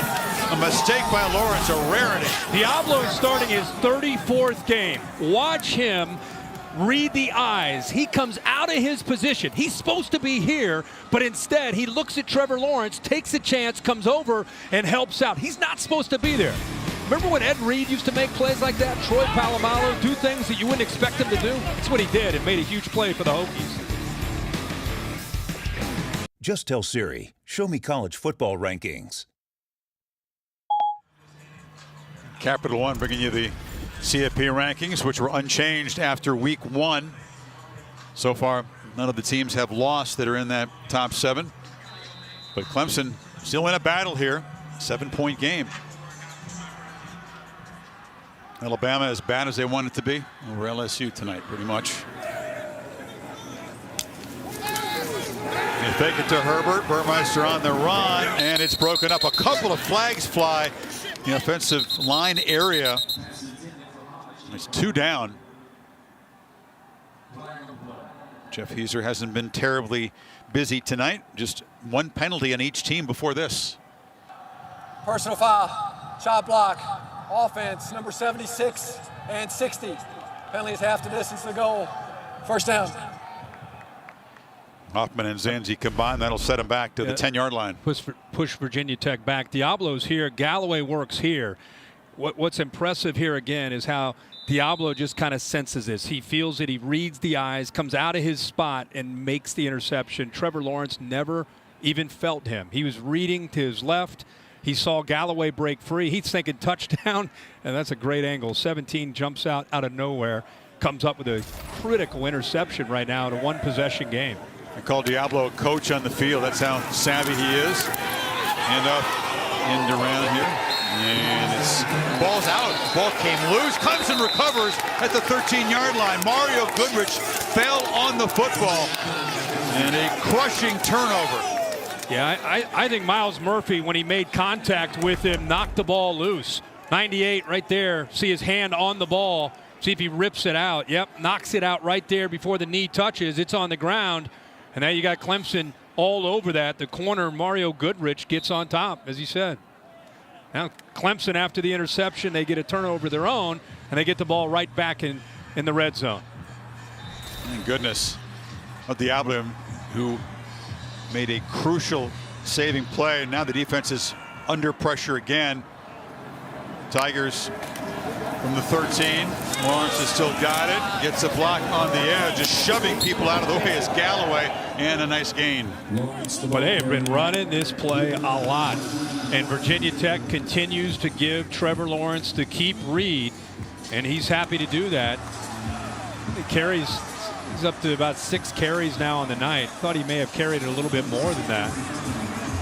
But they've run that zone read quite a bit. Haven't been scrambles. They've been design runs tonight. Yep.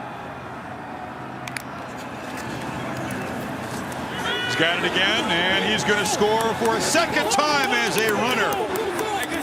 Trevor Lawrence keeps it and barrels in, and the Tigers stretch the lead to 2 touchdowns. Chris, watch how long he stays on the ride. Reading out here, and because he's long on that ride, it gives him more time to get an idea, an indicator of whether or not they're collapsing down. It's the progressive pylon cam where he easily gets into the end zone, but a nice long ride there allowed him to make that read. In the way the Tigers block on the edge, the tight ends and receivers in that case, springing Lawrence. He's had an effective night as a runner, reaching the end zone twice, even though he hasn't yet thrown a touchdown pass, and did have the pick.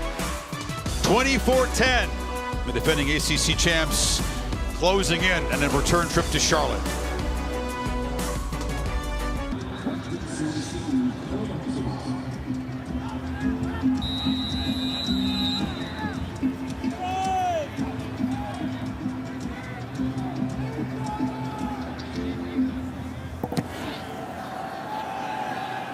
All right, Kevin, thank you. A crushing sequence there after Diablo makes the pick. The fumble quickly cashed in by Clemson. Looks like the Tigers are closing in on Charlotte, and a rematch of one of the games of the season. The Fighting Irish beating Syracuse at home to make it 10-0. They have a week off, and Ian Book, Irish quarterback, kind enough to join us tonight. Part fan, part scout, I guess. Ian, congratulations, first of all. Win number 30 as Notre Dame's quarterback. That is an all-time record that you're going to be able to savor for decades to come. Thank you very much. Okay, he's trying to make something happen. You can't really chew the clock when you're down 2 scores. Ian, what's the reaction now? You know that Clemson's been talking about you guys, and now both teams will have kind of a bye week, 2 weeks to build up and prepare and get fresh before that collision in Charlotte. Yeah, looking forward to it. Just another matchup against a really good team. It's going to be fun, and our team's ready. We're getting ready for that, and again, just excited. It's just another great opportunity for our team. You're going to have perhaps some different faces on defense when you face them that we're not in South Bend, although Skalski is out of the game tonight. We've spoken, and I know you framed the challenge as going to be a harder mountain to climb than it was the first time in South Bend for you guys. Oh yeah, we know they got some guys, that didn't play us the first time that'll be back. We just got to do what we got to do and focus on, our side of the ball and just take care of ourselves, and just excited to get to preparation and just get ready to, go to work and, again, have another exciting matchup against Clemson.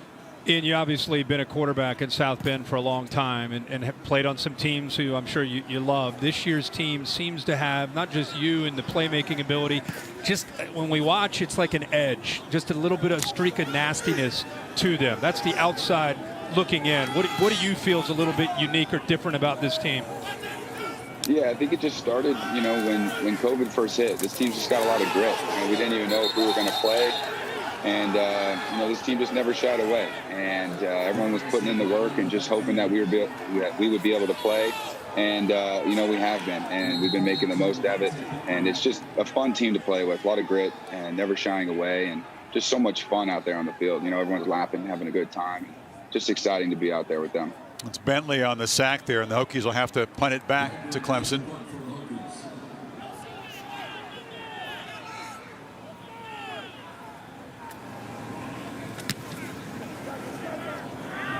Rogers retreats and will make a fair catch at the 30. So, Ian, you played earlier. There's games on a typical Saturday. I know you're busy maybe with family, but are you a college football fan? Do you like kicking back and watching like Trevor or other quarterbacks or other teams play? Oh, yeah, 100%. Once our game's over, all I do is go home and just watch more college football. And it's fun to watch Trevor and Clemson, and just got done watching the BYU game and just watching everybody play. It's fun, and it's motivating as well to watch other quarterbacks and see how they're doing. I tell you what, people are watching you when you're in the field, because I don't know if anybody is more fun to watch or apparently having more fun. We've seen all season long the improvisational skills as Lawrence throws it away there. But I mean, the Carolina game, the scrambles, the sideways flips. I mean, it's part Baker Mayfield, it's part Johnny Manziel. I mean, do you realize when you're in the heat of the moment how much fun that is to watch for the rest of us? Well, I'm definitely having fun, while I'm out there, and I definitely don't want to do that flip, too often. So, but it was fun and it worked out. But it's just kind of how I play, and I just want to keep moving the offense. I just want to keep getting first downs and keep spreading the ball around to all of our playmakers, and just want to do that, however I can. Offense number 65. 5-yard penalty. Second down. So I'm going to ask you a tough question. You watch a lot of college football. They ask us always to rank all these teams. Who are your top 4 teams right now? Oh, man. Where's Notre Dame? Probably what they have. Yeah, I'm putting us in there. Probably the 4 that they have right now. I haven't been able to watch all those teams, that much. But I think the 4 that they have right now is a pretty good pick. And we just got to keep working, and we want to stay in that top 4, and we got a goal to win a national championship, and we just got to keep working at that. Saw Burmeister head to the locker room. That's a concern. Now, Ian, Nick Saban, who's been in this position a lot, calls it rat poison. You know what's going to be said. Notre Dame doesn't even need to win the game. You're already in the playoff. You've done enough. Even if Clemson gets you, you're going to be in that bracket. That's very dangerous, and I know you guys want to banish those thoughts, even though there is some validity to it. Oh, yeah, it's dangerous, but, this team, nobody said anything like that. We want to play Clemson again. It'd be a fun rematch, and we want to win. We just joined a conference. We want to win that ACC championship. We've been talking about that since, we got back together. That was Lawrence throwing the ball backwards. They spotted it like it was a lateral, and now it's a 4th down. Punt coming up for the Tigers. Surprised that they spotted that. I thought that was or lateral. I thought that might have been forward by maybe a yard or 2, but you got to give Justin Hamilton a lot of credit for being aggressive here. What the heck? What do they have to lose? Down a couple scores. Brought Ashby on the blitz along with the nickel. Connor got to him fast. Yeah, they're going to take a look at this. Let's see, from where the ball is about the 17.5-yard line, and it was right along the line of scrimmage. If it was backwards, it was a couple inches backwards. We have Bill Lamagna that on a cold night, we have to get a rep here in Blacksburg. Rolling on the field is a backward pass. That play is under further review. Clemson will not be charged a timeout. The ruling on the field was a backward pass. Looking at that there, that looked like it was forward by about a quarter of a yard or so. Yeah. So I think replays should reverse this to an incomplete pass and put it at the previous spot. So are we looking at his hand where the ball is being released as far as where we're trying to track it? The release point, the touch point. Take another look, Bill. The ball is, I don't know, closer to the 18 than the 17. Well, that angle there, from the release point, I think you're right. You're right on that, Chris. They're going to probably let this stand. I think it's because his body is falling back. It makes it feel like it's definitely forward. But if you're going by release point to where it release point to touch point. To touch, yeah. I mean, the only difference is that, you know, few yards. They're still punting. March back, they're going to punt the ball anyway. Yeah. It's 4th down. And let's hope this does not become one of those marathon ACC booth reviews. Tom DeJoseph is the replay official here. They can take their time in this conference, and this was not a terribly crucial play other than for the stat sheet, let me say. Ian, are you still there? I wanted to get your impression. You watch other quarterbacks, you say, and you take a look, obviously, at Trevor Lawrence, who was a spectator when you guys met in South Bend. What's your quarterback-to-quarterback assessment of number 16? Yeah, he's really good. After further review, I was able to meet him at the Manning Passing Academy a few years ago, and he's just a really good quarterback, and he's a good kid, and excited that he'll be playing when we play them next, and he's fun to watch for sure. You guys are both fun to watch. It's going to be so many great individual matchups in that game, and you said it. It's a rare opportunity. Notre Dame's done a lot of things in football, but winning a conference championship and dethroning a perennial conference champion would rank right there. We appreciate your time, man. We'll talk to you as the game approaches. We'll be excited to see you guys on the field with the Tigers, apparently in Charlotte. Ian, thanks for your time tonight. Thank you very much. Thank you guys for having me. And that's another crazy punt. Aspires has had an awkward night, Kirk. He is just normally really reliable. That's off the side of the foot. They're going to spot the ball. They're still marching to the 32-yard line. I'm very, very surprised, and you know, he's frustrated with himself. And now the Hokies get great field position here after catching a break there. 46 yards of punt. I mean, he's having a tremendous all-conference kind of season. You'll go back to Justin Fuente telling us, you know, hey, we got to flip the field with special teams. First thing he brought up was special teams. I thought we were talking to Frank Beamer, and he said because we've got to win field position. It's an opportunity for him. And he said they got to dominate special teams. There's Herbert, again, his 16th carry tonight. He's had to earn him his 80 yards, but 5 a carry.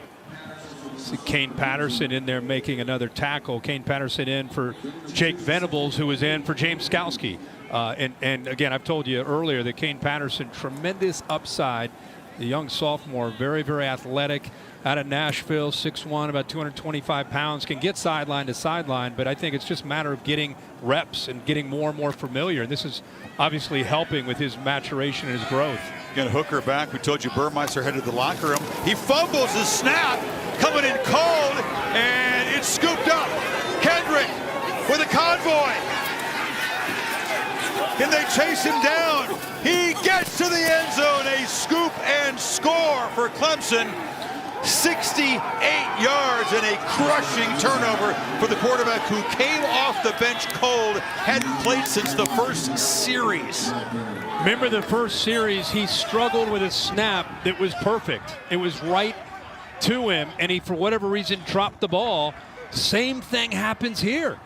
Not sure what's going on. The snap is good. It's the backup center, Hoyt. He puts it there, and I think the only thing I can think of is he's peeking and looking at his read or looking up to the defense and not focusing on catching the ball. Wow. So Burmeister came on after that opening series, the play you alluded to, sparked the offense, left the field to have an injury looked at. We don't know what it is at this point. Hooker probably thought his night was done, but he pops back in there, and it's been a troubling night for him. Yeah, right. There's the miscue. That's the first series, you know, and he's that one we caught him kind of looking up, trying to get a feel for what might be happening here. This time, he's just not able to handle the ball. He tries to recover it, gets hit, kept the ball free, and then Kendrick with the speed picks it up and takes it all the way to the end zone for the touchdown. Burmeister hurt himself on the fumble that Clemson recovered and cashed in a short time ago. You know, hot potato on a cold night. Not just cold, he's been so reliable, you know, and once he was able to come back from not playing early in the year, they built their offense around him. He's their guy, you know, he's their go-to guy. He looks like he's in pain here. Remember Quincy Patterson, who was their third quarterback, entered the transfer portal this week. He was the guy they would bring in, a big 240-pound guy they would use in wildcat situations, been around here for a few years, and he's transferred in search of playing time, so he's not available tonight. Something to keep an eye on with Burmeister off the field and Hooker looking not right at the moment. Sunday NFL Countdown. Seattle superstars Russell Wilson and Sue Bird sit down for an interview. And on Monday Night Football, and Steve Levy, Brian Griese, and Louis Riddick, Buffalo takes on the Niners in Glendale as they have to shift from the Bay Area. 8 o'clock Eastern on ESPN and on the ABC app. This is how it happens against Clemson. You're competing.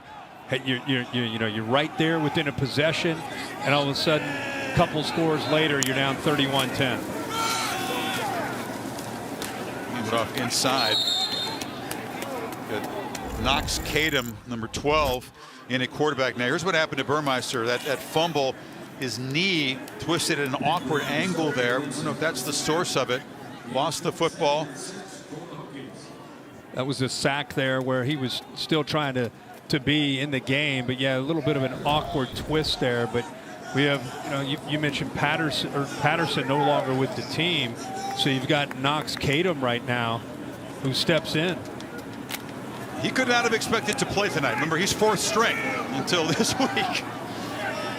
Suddenly in there in the 3-touchdown deficit. Kadum is going to keep it, and he's going to fall for a first down out near the 37. Hokie bench still showing some life and some spirit. Nice to see for a team that had lost 3 in a row coming in and is now down 3 scores. No doubt about it. He's 6'3", 185-pound redshirt freshman out of Georgia, and it can show you he's an athlete. I think it's what Justin Fuente always looks for in his quarterbacks. He loves the dual guy. A guy can throw it, but especially has to have the ability to run it. They're still sticking to their guns, working that clock. Hooker joining Burmeister. Imagine Braxton's surprise when he sees his fellow quarterback joining him in that training room. So the seconds run out on the 3rd quarter as the 3rd stringer holds up 4 fingers. 21-point lead for Clemson. Back after this message and a word from your local ABC station.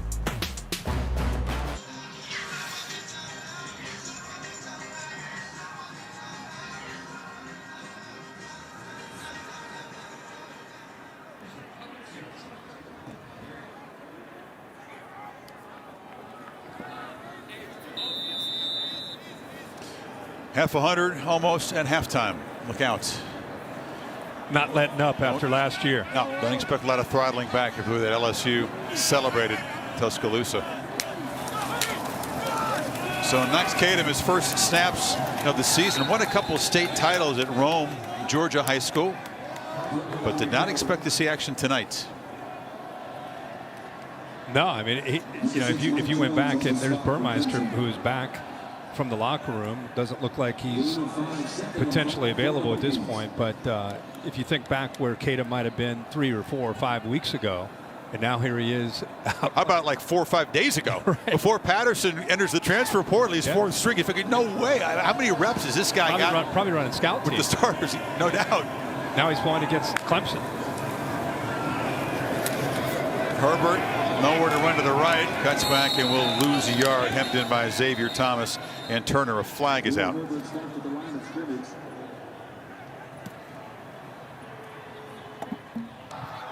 Illegal shift. Offense, 2-minute motion at the same time. That penalty's declined. 3rd down.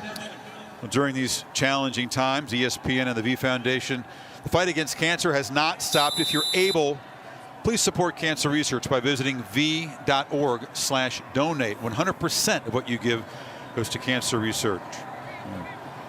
Late colleague Stuart Scott, one of his foundations, is being overseen by his 2 daughters, part of the fight. 3rd and 6. Kadum on a screen.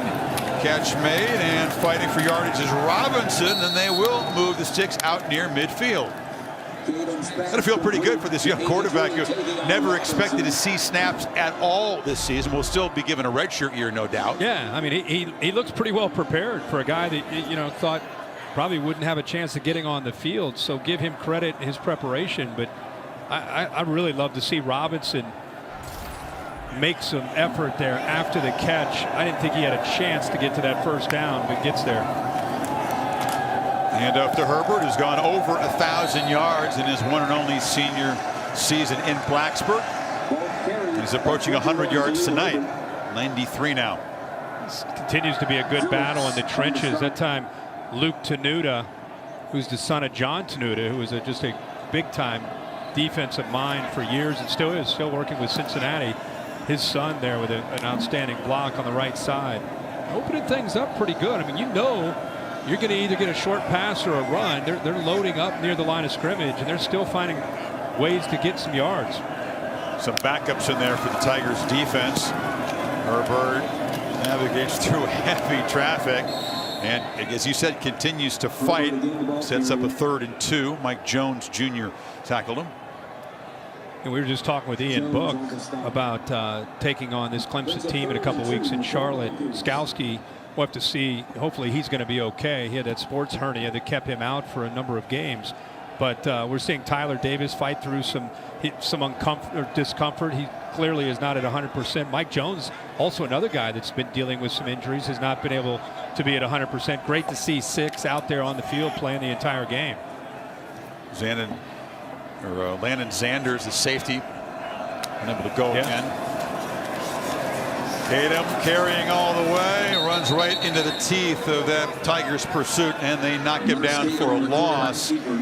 Jones and KJ Henry is 4th down. And that's an example of what Mike Jones brings. You know, you lose Isaiah Simmons, and that's the position. I mean, that's the spot where you'd like to see him get to the edge, get off of blocks, use your hands, and set the edge. That was beautiful, you know, right there. And he's a guy that brings experience. The only guys that started last year that returned are Tyler Davis, James Skalski, Nolan Turner, and Kendrick. I mean, so a lot of new faces on this defense. And Davis missed 5 games.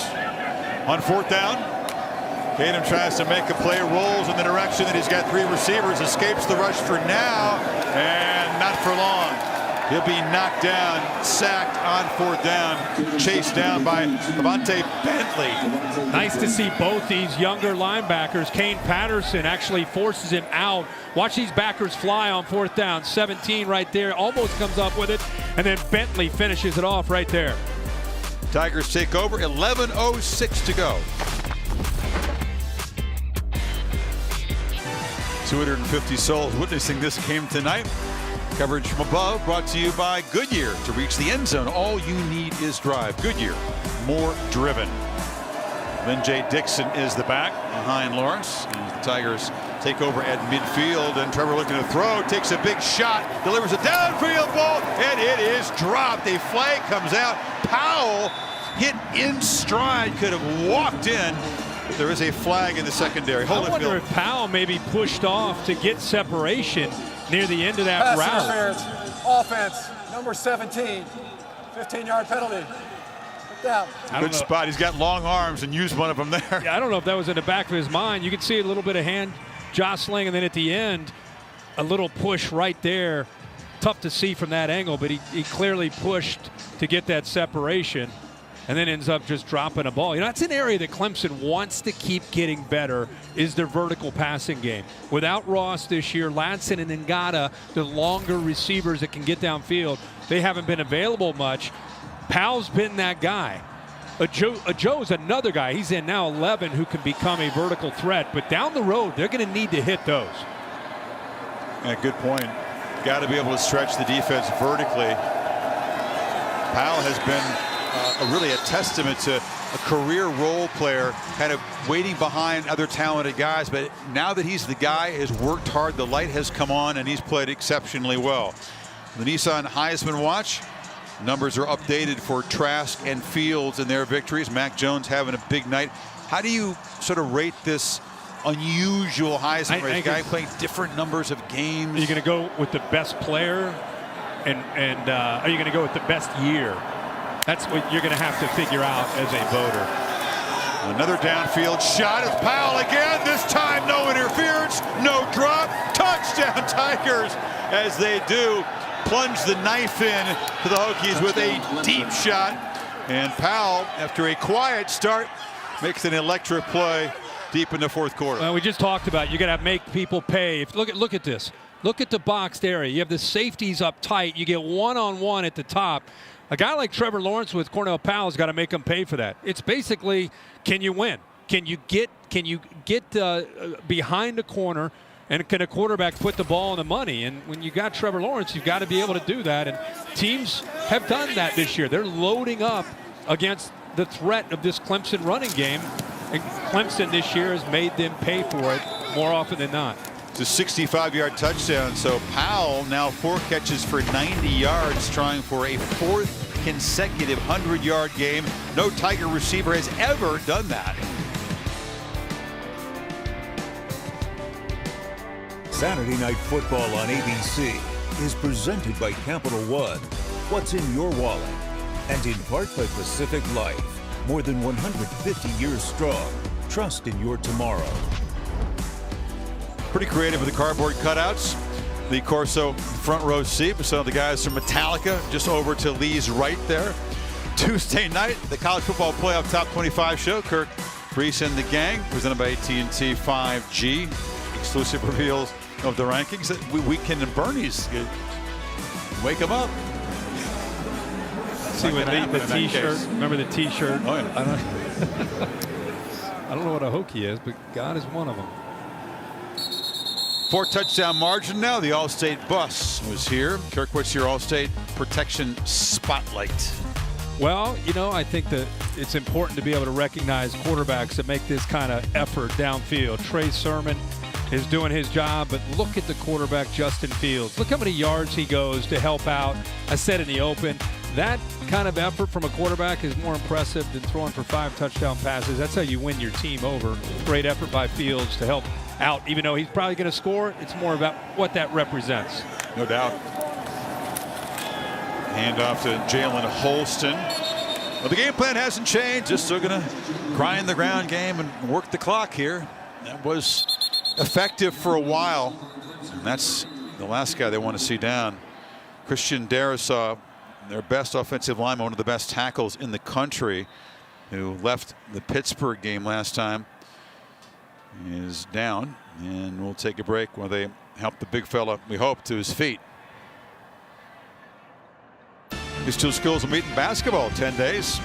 Right down the road, Castle Coliseum on the ACC network, undefeated on the young season. Hokies have a ranking of number 16.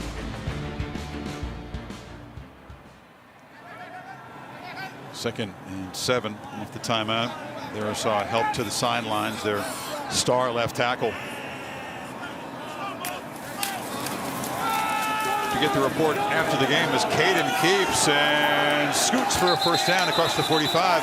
Very important game for Virginia Tech here next week against the Cavaliers. They're in-state rival that they've dominated over the years, Kirk, but they lost last year. So the health of Burmeister and Hooker and Darrisaw going forward is a crucial aspect of that game. They are dialed in, trying to reclaim the Commonwealth Cup from the Cavaliers. Yeah, and you know, a rivalry like that, not only that day, but it impacts the overall vibe of your program and recruiting, most importantly. I like the looks of Kadum. I know he's a young guy, but he's an athletic guy.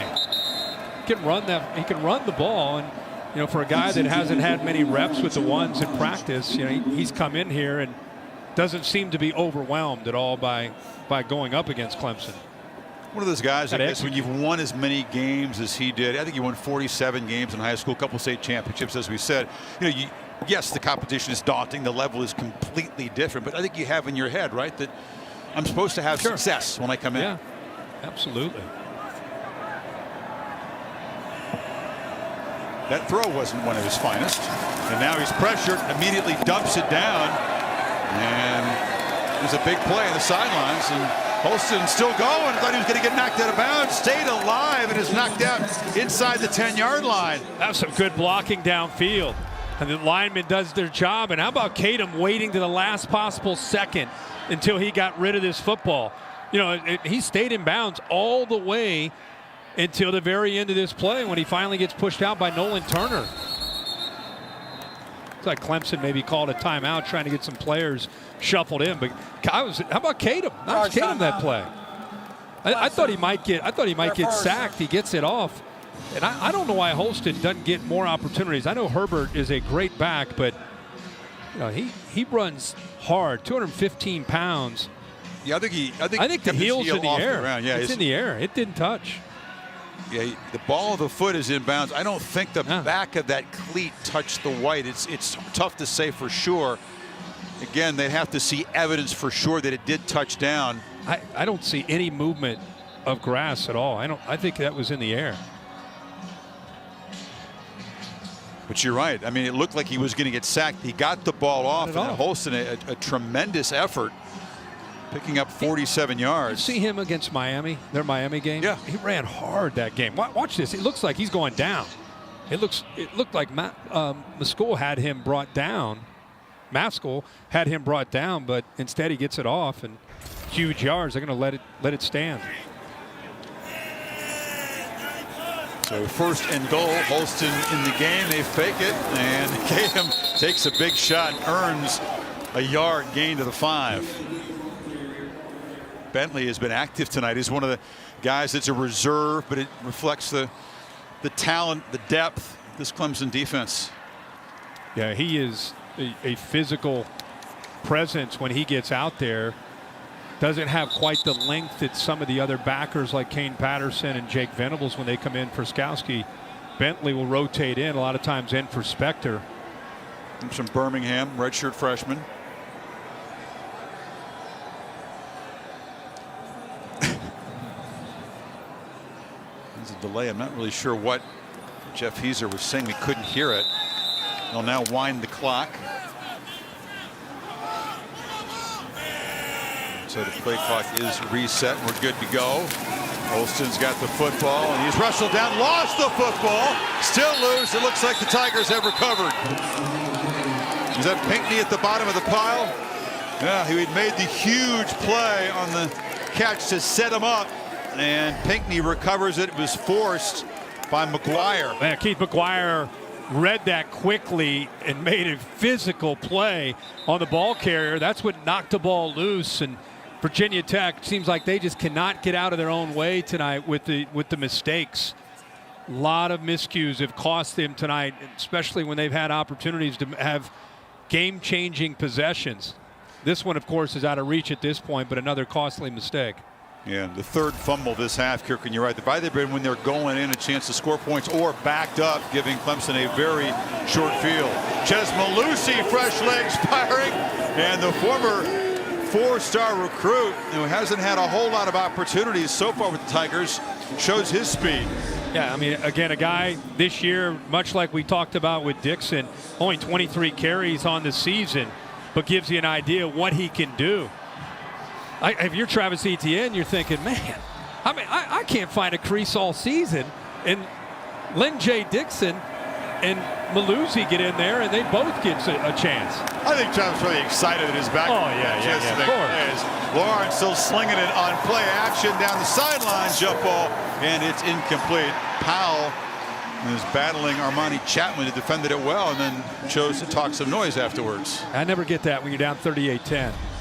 I just don't understand it. Just play the game. Powell trying to get behind him. You know, it's one-on-one coverage again. Pretty good job by Chapman staying in phase that time. As soon as you saw the receiver's arms go up, he swung the arm around to break it up. Second down, Malusi again off the left side. Picks up about 7 or so.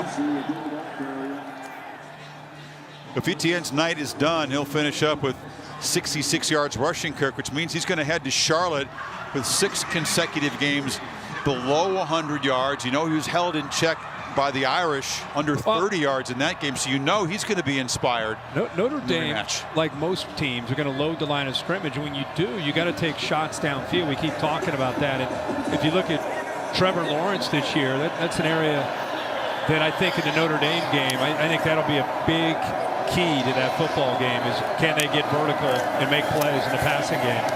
Malusi tackle behind the line. Etienne was also not really used as a receiver tonight. Caught just 1 pass for 1 yard. Yeah, and this is what I'm talking about when it comes to the passing game. This is in the air. Look at the difference between passes that have been under 20 yards, 76%, versus passes downfield at 38%. So people look at that and they think, you know what, even though these receivers are great, Trevor Lawrence is great, we'd rather load up and take our chances on the running game and on the short intermediate passing game and make them prove to us that they can hit those downfield passes. And I think that's what Notre Dame's approach will be. It's one thing to keep in mind that Justin Ross, who had that neck injury, has an appointment with the doctors December the 8th. So it's coming up. If he gets the good news and they give him clearance to continue his football career, it's possible that Justin Ross, who's been practicing and running around, could be out there for the ACC championship game. That game is 11 days after that appointment with the doctors. Remember how talented Ross is? You think back to the championship game against Alabama, against the team from his home state. He's a huge difference maker. What you're talking about, stretching the field, Ross is built for that. So Clemson fans are excited. You got to just wait and see the result of this meeting with the doctors, but it's possible he can be out there against the Irish. Frank Ladson, number 2, is another guy you think about. Joseph Ngata is an outstanding vertical threat. So all these guys, especially Frank Ladson, looks like he has a chance to come back, which only helps what we're talking about. Because if I'm Notre Dame, I'll take my chances. Much like what they did against North Carolina. Take your chances. You're going to put corners on an island all night, but when you look at those numbers, you want to make Lawrence have to throw the ball downfield. I think you're right that Ladson, they thought, had a chance, but with 2 more weeks rest, he appears to be about ready to return. Ngata would be more of a college football playoff returnee if they can make the playoff.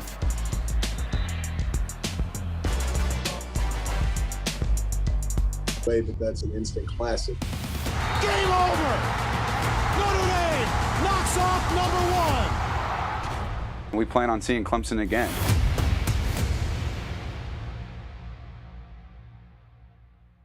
The feeling that post-game celebration in South Bend, that would be the first of 2, and it's all but official now. The Irish securing their spot this afternoon, beating Syracuse. They're headed in there 10-0. And Clemson just 5.5 minutes away from joining them at 9-1. How about Keith McGuire, man? He comes in again. Watch this play. I mean, I know that we're at this point, the game's wrapped up. But when you're Brent Venables, we get maybe a shot of Brent Venables on the sideline. He's a defensive coach. At any point in the game, it doesn't matter who's in the game. Doesn't matter what the score is. Again, his brain, it's first series. And these players feed off of that energy. And they're going to play to the last whistle. Honestly, that's what you respect about Clemson. Watch my man. He's going to make a tackle on the right here. Well, everybody on the 3 deep, every single Clemson defensive player on the 3 deep that they brought here has now played in this football game. Yeah, and again, he and especially Dabo sets a tone of, hey, guys are going to work in practice, and when they work in practice, we're going to play them. And when you play guys, you're going to get better energy in practice and just overall around the facility, and guys are going to care because they know that they're going to get an opportunity to play. I think it's a really good approach. And Brent, like I said, how do you not want to play for this guy? No, good points. I think it has to be said that their third-string guys could start for a lot of teams too. So it's not like when you tried out the 3 deep, you're putting unathletic guys on the field. Tatum just heaves it, and it's incomplete on the sidelines. Pretty good chance there. I'm not even watching it. I'm watching him. You see him on that one? I think he tried to cover that. He tried to make the play on the ball.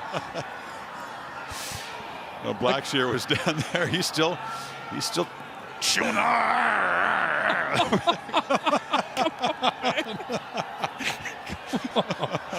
know what's crazy is that when he's not coaching, he's the most laid-back, chill, great guy. But man, he gets a headset on, and it's game on. The switch gets flipped when the headset goes on. You're right. He's still angry in the punt. Bradburn for a cut at the 50-yard line. Our Pacific Life game summary takes a look at, well, some of the quarterbacks you've seen tonight, because you've seen 3 for the Hokies here, and I think we're about to see Uyangalele come on for the Tigers. Lawrence finishes 12 of 22. The late touchdown pass to Powell through the pick, had a couple touchdown runs, and Burmeister came in on relief after the first series and left injured. Uyangalele is in the game. Obviously has had a big impact on this team as a true freshman. Posted 2 starts. The win against Boston College, the double OT loss to Notre Dame when Lawrence was out. A 400-yard game against the Irish, and boom, there he goes. Why not bring in Darian Renter and let him get a touch and a touchdown? First time he has the football in his hands. It's a house call for Rencher, the senior from Anderson, South Carolina, just up the road from the campus. Look at the reaction from the team. I think the entire team will go down to him. First touchdown this year. First touchdown of the year. He had 2 last year. Last week I thought he might score against Pitt, but he is beloved by his team and has been such an influence to these guys on so many different levels beyond just playing the game. He's a third string back, but he got the Disney Spirit Award this week, which is such a huge deal. So good for him to go into the end zone. He'll be honored at that ceremony, which is in January. This year, the Disney Spirit Award is recognizing Darian Rencher as college football. That's a big deal. All right. So, Darren, we're really proud of him, man. Really proud of you. He was emotional there. That announcement caught him off guard.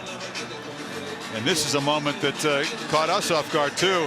Into the clear and all the way to the end zone. You talk about a lot of aspects, Kirk, of this Clemson program that you obviously know very well with your son's a part of the team, but what you just said there, the fact that the teammates reacted. Look at Skalski. He's had a disappointing night, but he's over there with his fellow senior. I said to D-Mob and Bill when he scored, I said keep the camera on him because everybody in a white jersey is going to go down to that corner of the end zone to love on. I'm talking the trainers.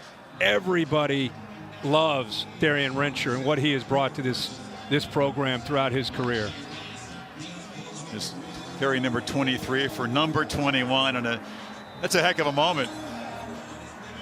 And the Disney Spirit Award, he will be honored, as I said, in January virtually this year. The ceremony that's usually held in Atlanta, but of course not in 2020. But that'll be another moment for him to cherish, and he can talk about his story. 45-10 now, 4:01 to play to Kevin Nagandi.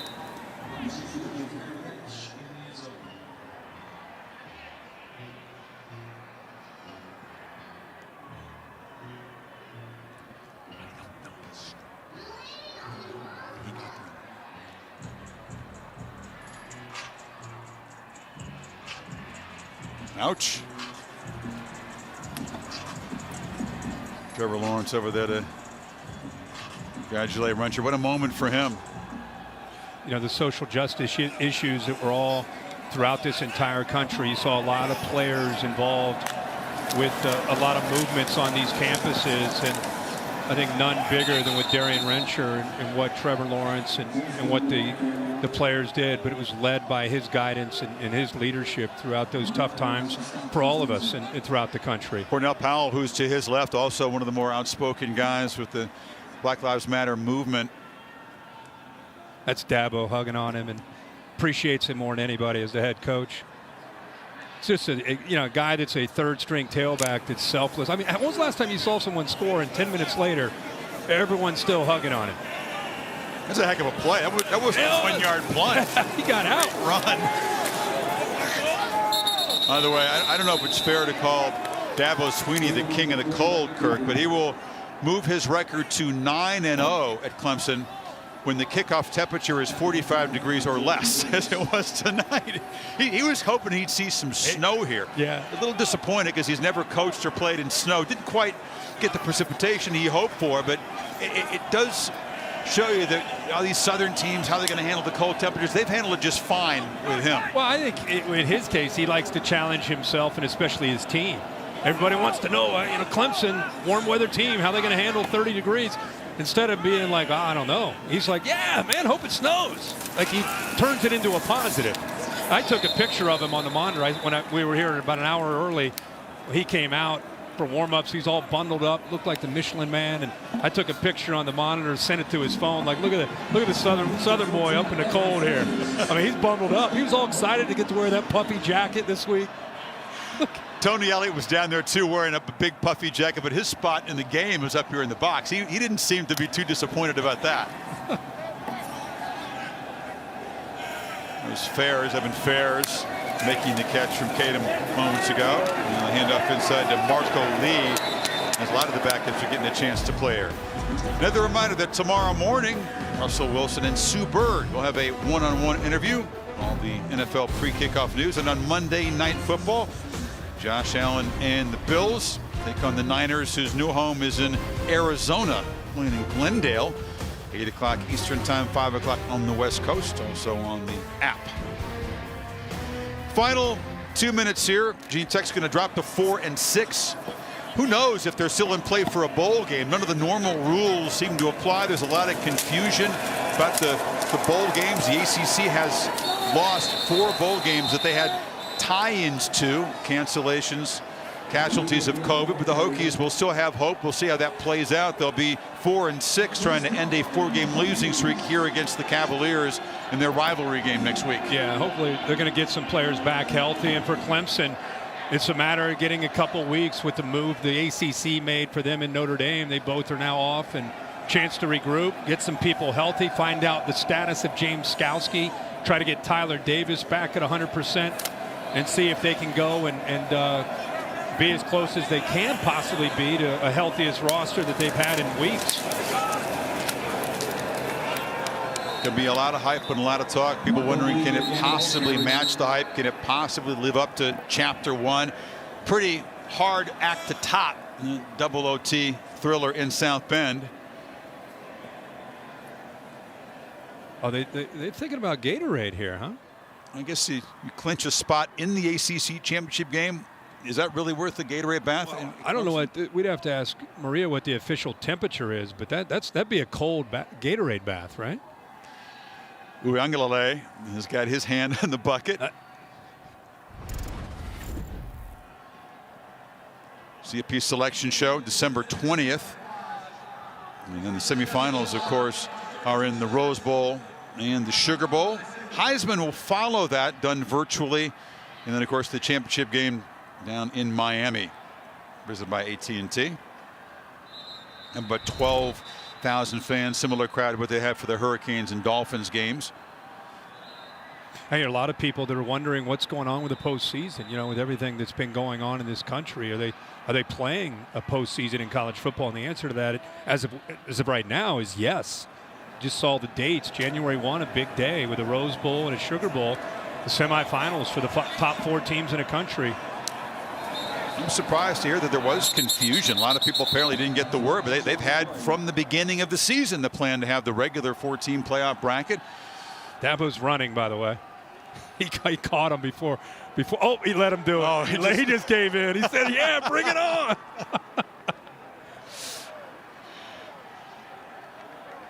Well, the orange britches come out when it's a championship phase, and they have taken a crucial step. They'll go for a 6th consecutive ACC title.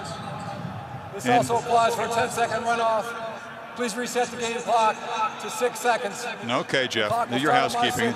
And continue to the point, how rare is it for Clemson to have an opportunity to pay back an opponent for a loss earlier in the season? You don't get that chance very often.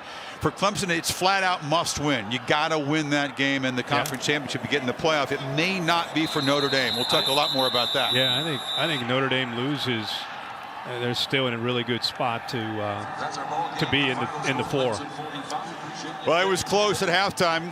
Tech came close to making it 17 apiece on that Hail Mary, a half-yard short of the goal line. But after halftime, Clemson scores 4 touchdowns and wins it by 35.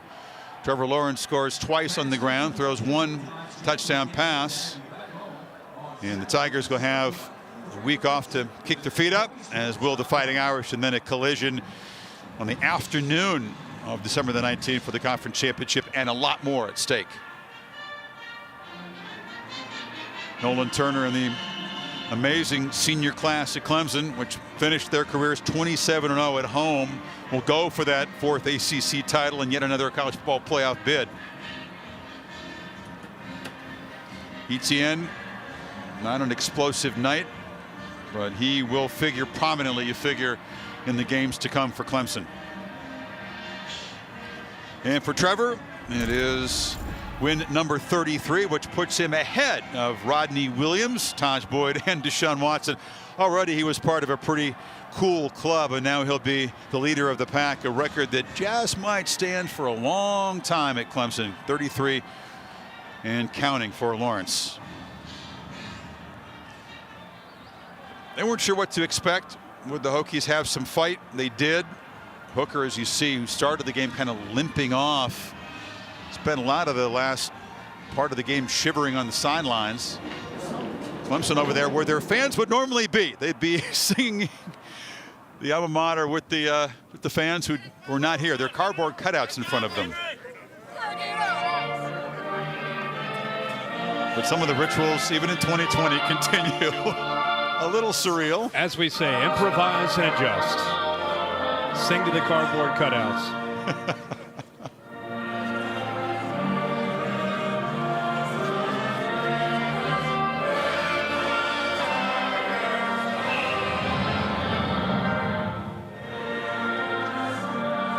Maria Taylor will work her way down into that choir and hear the thoughts from Trevor Lawrence momentarily.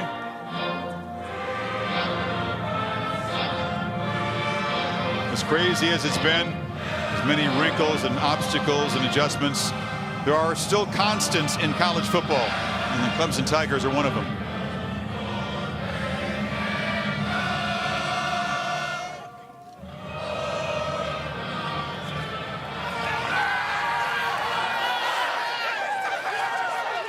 It'll be a pretty jubilant locker room. No doubt they'll do some dancing. There'll be some dancing going on tonight. Oh, yeah.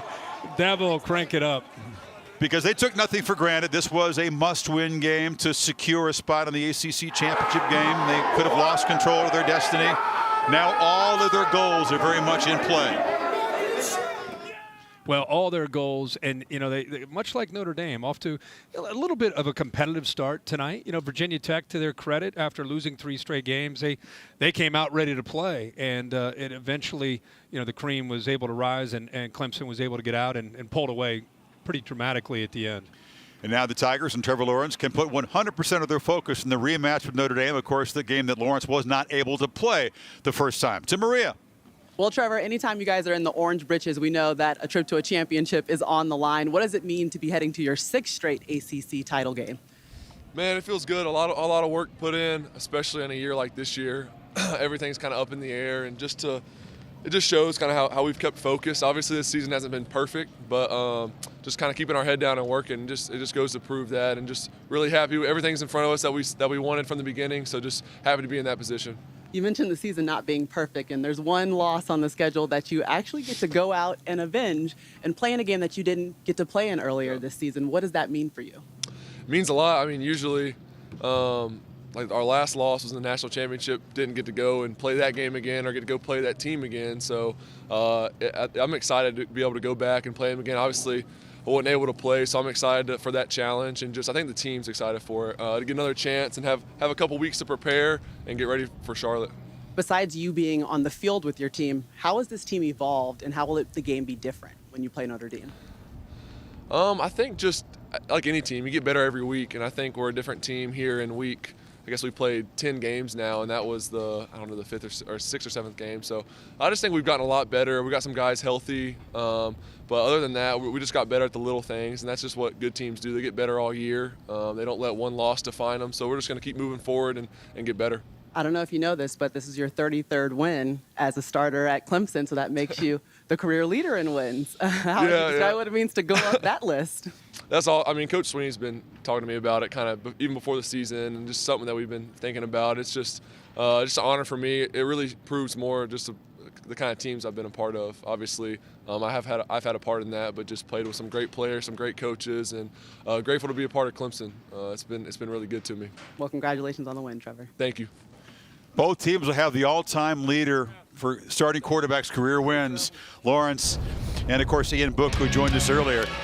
Minus Lawrence, Aaron Williams got out early. This is a very quick score for Notre Dame. Then they went about 58 minutes without scoring an offensive touchdown. They got the fumble off Etienne, and then the late touchdowns. And what's going to be different about round 2 in your view? Both defenses want to play better. Yeah, I mean, first of all, it's at a neutral site, championship on the line. Clemson's going to be a lot healthier, you would think, than they were when they went to South Bend.